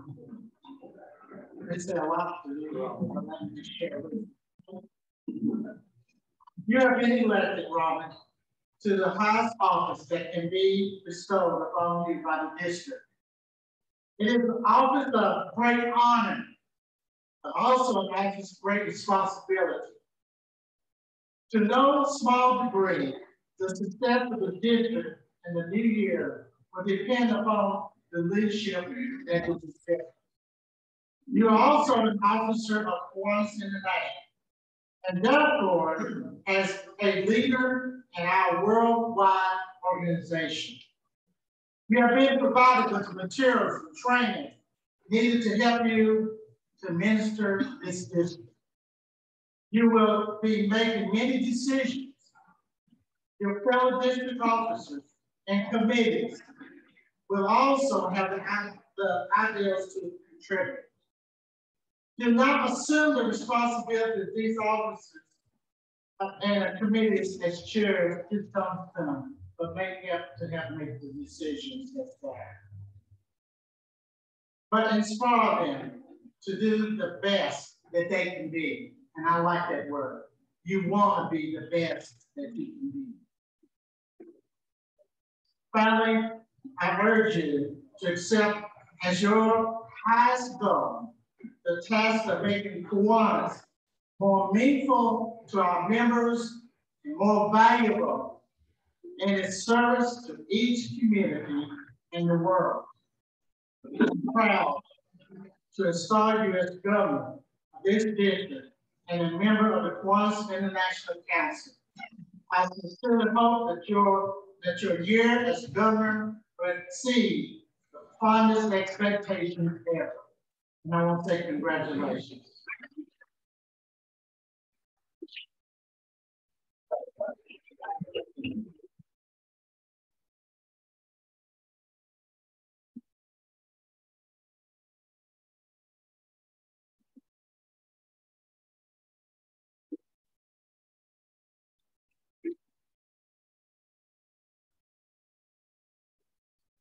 Let me take this opportunity to say a few remarks if the flies don't collect on them.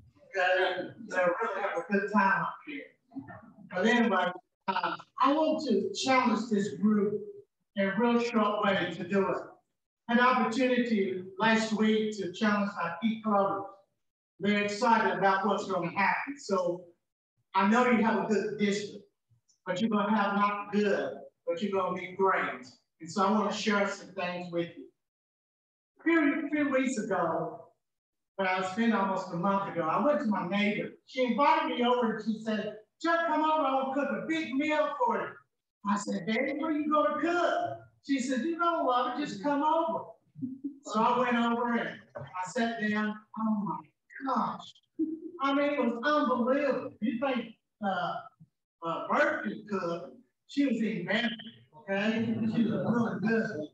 But anyway, she cooked this 7-course meal. And you know what happens when you get filled up, your stomach gets filled up, and you just like, uh-oh, I gotta go home. But then you realize you really not make it home. So I said, "Baby, can I go to your restroom this minute, please?" Sure. So I went in the restroom, and you know, everything comes okay, it does fine, except your stomach gets so much in it, it just keeps going and going and going. I finally realized that you look for a plunge. Plunge. Of all houses I've been in, there's always a plunger in the bathroom. But for some reason, there was not a plunger in Bennett's bathroom. And so it came to me in a dream about a plunger. So my challenge to you all is this. I want to take the word plunger. And the first letter that comes to mind is, if we're going to be a successful organization, as somebody has already said, then we got to plan. If we never plan, we will never be successful. So we got to plan for a successful year. Second is talent. We got to be leaders. We got to pick people up and become strong leaders in what they're doing. We got to start looking for those leaders if we're going to be a successful organization. So you got to look for leaders in your organization. Begin this year, right now, look for leaders to come behind you and to lead them. I do it in my own club. I meet with 5 people once a month because I know they're going to be strong leaders, not only officers, but presidents, and I also expect them to be lieutenant governor. I also expect them to be governor down the road. But we got to prepare those leaders. The next one is for unity. We got to be one organization, a one family together, that we can be so strong that America and across the world will know that Kiwanis is alive and well. We got to be a unity organization, working together for the cause of leadership and service in our community. It ends for neighbors. I'll never forget when I was teaching students. And they brought a young man in my classroom, if I could share the story for a few minutes. They brought this young man in my classroom, and the principal was kind of upset because they wanted to take it out of my classroom because they thought maybe he might create some problems for me because he considered to be a racist person. And I looked at the principal and I said, "No, he's not leaving my classroom. I want him to be a part of my class." You know, we're going to face people out there. They might not act like, look like, or be different than we are. But they can be a part of our class and we just love them. And show that we have concern. And show that we care. For that whole year, he was part of my class. I had a young man in my classroom with him. His name was Hudson. Hudson had a speech impediment. But he always said every day, "Where's the reflection? I'm so glad to be in your class." Nobody in our class made fun of us because he was a special person. He was a part of my family. A few weeks ago, after that, Hudson and his father burned up in a house fire. And a young man that had some radical racial issues, he was a volunteer fireman. And he went as my neighbor. That's what neighbors are all about. He went to help put out the fire. And he said, and as I talked to this young man, he said, "There's one thing I learned, that it doesn't matter what color your skin is, or your skin is, because when you burn, it's all the same." And he told him something special. It's not the color. I'll never forget, I was giving out some, bringing up grades. And I saw him there in the district that I'm a board member. And I saw him there and he came up and I saw his son come up to get a certificate, a Kiwanis certificate called Breaking Up Grades. But you know what made the change? Is just living a life before the people that you can make a difference. That's what neighbors are about. We have neighbors all around us. And I'm challenging everybody, the board, the officers, and everybody to look at your neighbor. And everybody will bring a neighbor to become a Kiwanis this year. G is for growth. Folks, I believe at the end of this year, beginning of this past year, as we go through this next year, I believe with all my heart that you all will grow. And you're going to have excitement. Not only that, the homecoming is right around the corner because you're going to have some excitement. The next is E, education. We got to have good education. If we're going to be successful, we got to understand what Kiwanis is all about and understand what Kiwanis International is promoting. Understand how we can be better presidents, secretaries, treasurers, on down, our board members. But we got to build on our education. And last is we got to take a risk. If we're going to make a difference, we got to take a risk. I say these words to the key clubbers of the day. I believe that we are champions. I believe that in this year we will be champions. Queen put a song together called We Are the Champions. It goes like this in closing. I paid my dues time after time. I've done my sentence, but committed no crime. And bad mistakes I made? Yes. I made a few, but had my share of sand kicked in my face. But I've come through. And I need to go on and on and on. We are the champions, my friends. And we will keep on fighting till the end. We are champions. We are champions. No time for losers. We don't need to lose this game. We need to be champions. Because we are the champions of the world. I've been there. I've taken my vows. You brought me fame, fortune, and everything he gives me is with love. I thank you all. But it's been no kind of sweet roses. No playground cruise. I consider it a challenge before the human race. And we aren't giving up. We aren't going to lose. Because we are the champions of the world. My challenge to all of you is, I'd like for the governor and governor to see them. Watch on both sides, so when you run on the left. I want you to know that I appreciate this fun. Okay? Primary purpose is a challenge to keep up.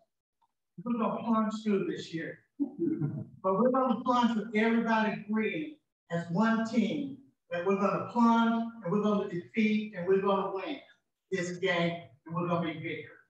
So I'm going to ask them to first sign it and then we're going to stop. Then the rest of the lieutenant governors, board chairs, all the people that's on your board will sign it later. But I'm going to ask them to sign and then we'll continue on. We'll talk about that. Thank you for the opportunity. It's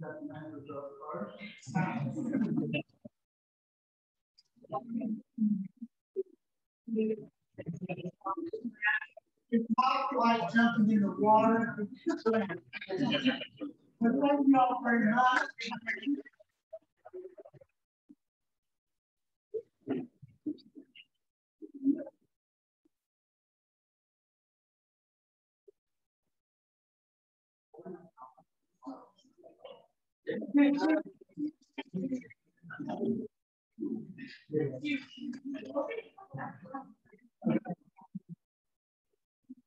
Thank you, Chuck. It's been a pleasure to get to know you, and I gotta tell you, I'm so relieved, because when I came in this room, I had a lightsaber, a plunger, and flies all around.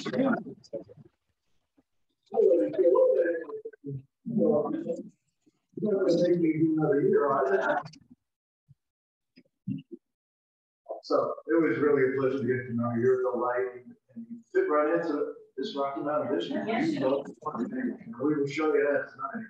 So right now.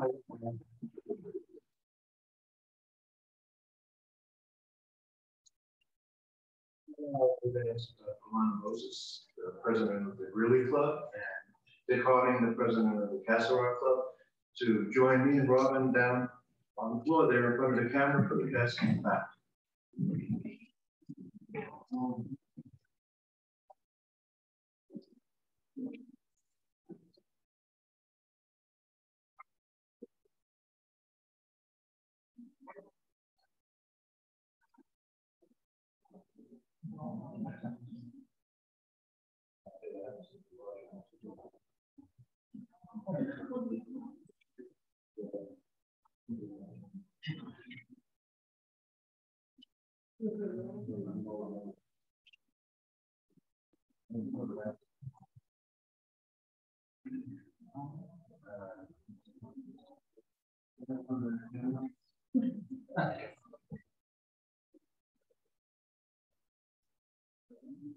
Robin, somewhere.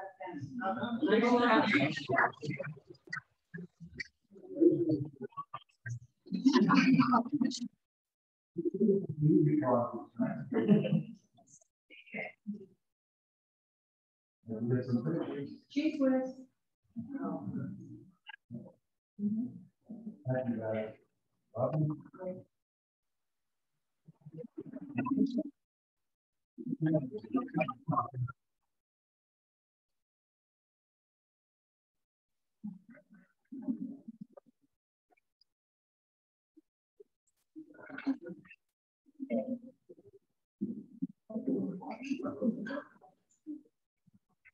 Now I'm going to cast the official gavel. If you hit that bell, you'll probably not take it. So this gavel represents the authority of the open of, and since 1933, governors of this district have used it to open their board meetings, called the House of Delegates. So I'd like to pass it on to Robin. I know she will use it wisely.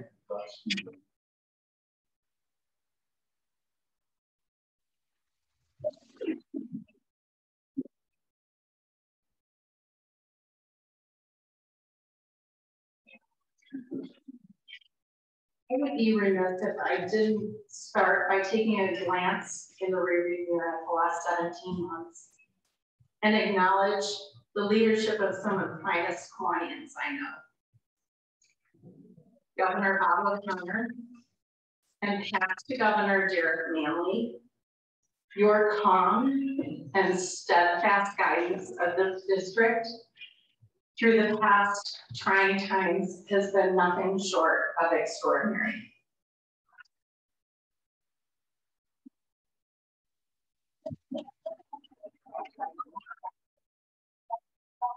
With the passionate and dedicated boards you assembled, and the flexibility and commitment of our Executive Director, Josephine Young, has set us up in a strong position to move forward. Thank you.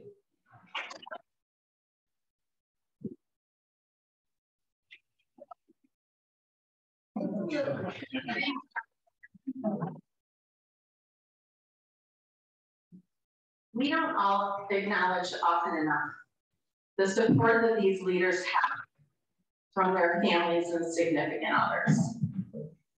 The extraordinary amount of time it takes for these leaders to advance our mission comes as a sacrifice to those units. And for that support, we are extremely grateful.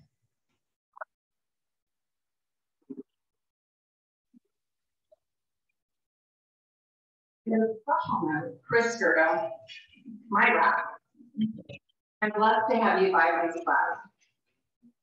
You understand the gravity of this situation. And the district is going to reap the benefits of your dedication on a daily basis. And for that, I thank you.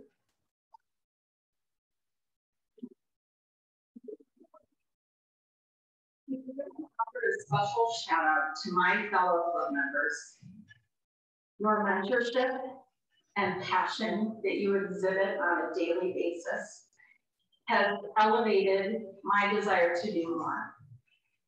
I'm very grateful for your support.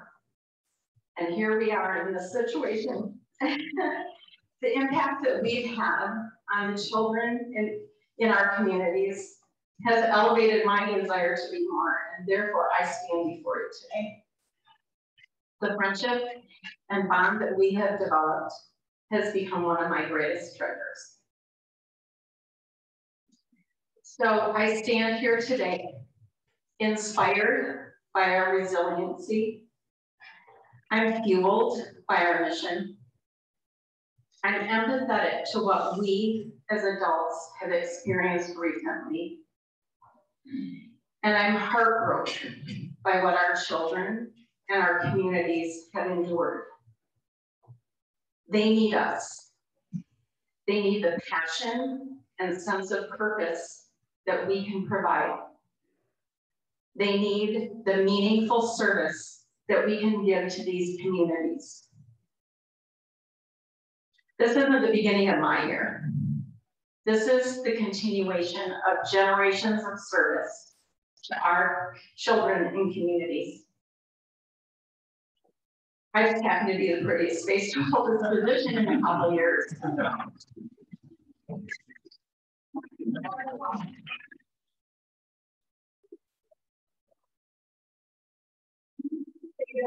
because have you seen the stunner that we have just voted in that's following me?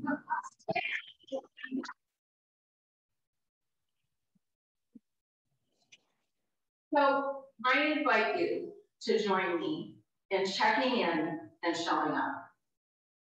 Let's check in now with our faculty advisors, our schools, our universities, so that we can find out how and in what capacity we can serve. Also, let's show up. Let's renew those background checks. We haven't used them in a while, and they're only good for 2 years. So check on that. In addition to your youth protection training, so that we can hit the ground running for our greatest treasure, our youth. And as I've invited you to some tasks, I hope that you will continue to invite others. We need to grow numbers. There's no doubt about that. Let's be strategic about how we select those members we invite to join our ranks. And then let's be specific about renewing and what is the word I'm looking for? Nurturing those new members so that they stay lifetime clients. Because our children and our communities deserve nothing less. Thank you.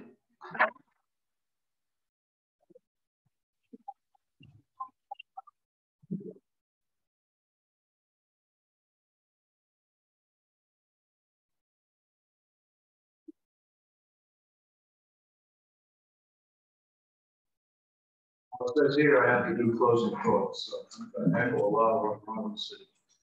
I want to thank this year's board of directors.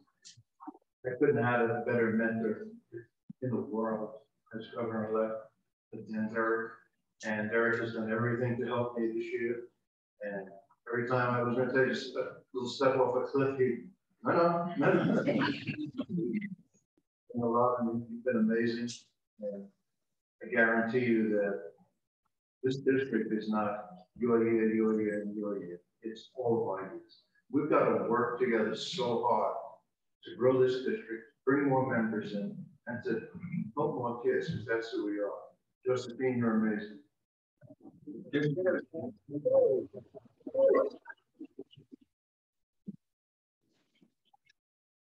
She won't get to welcome you anymore. Hey, where's that Zoom link? And I also want to thank my wife, Karen, because she's, like you said, there's a lot of time. And my time at night with these Zoom calls was just unbelievable.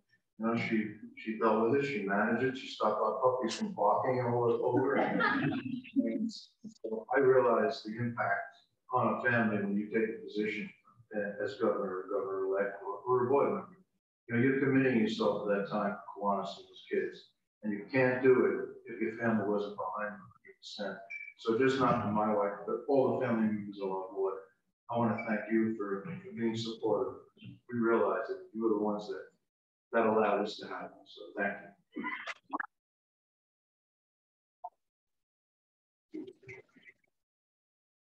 Everybody just saying that, of course, Robin knows and Dawn knows you have all our support. But you know what? That's not really good enough. It's good, but it ain't good enough.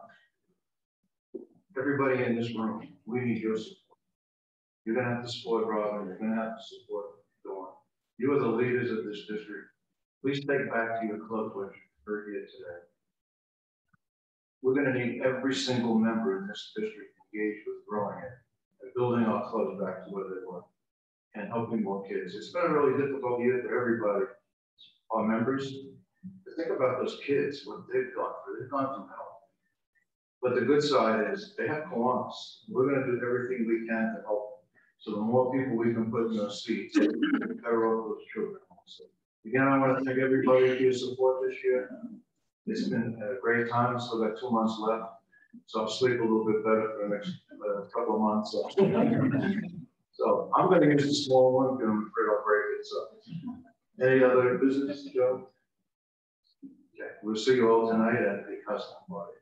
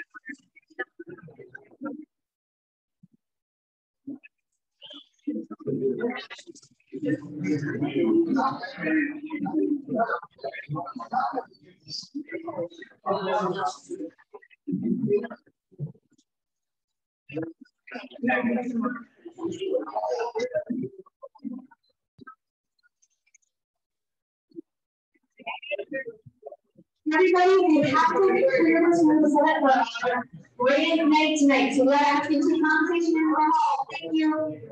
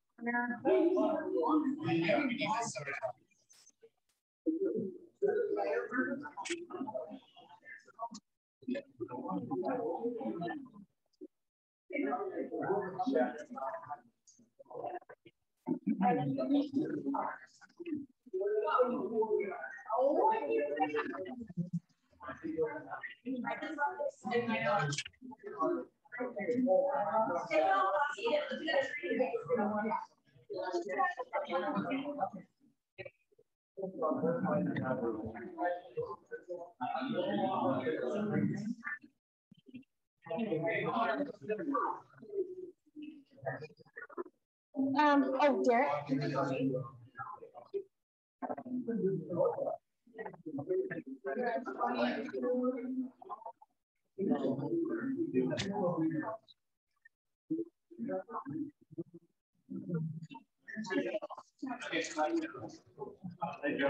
Yeah. Finish up that house. With the rack. Yes, we just talked about it. Can we get the rack?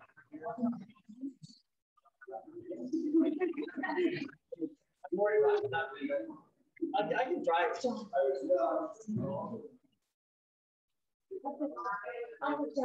Okay, and do we short this? Yeah.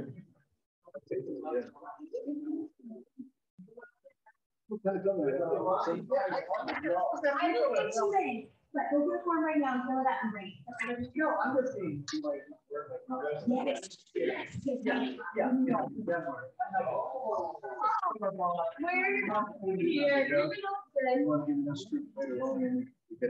Yes. And I'm coming in for a few hours. It's not that long. No, we'll be fine. We wait you. God knows scripture here.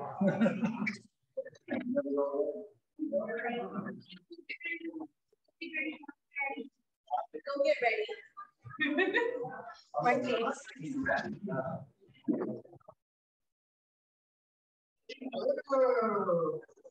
Judy, if you able to stay here, that would be great, because then I can just leave my crap.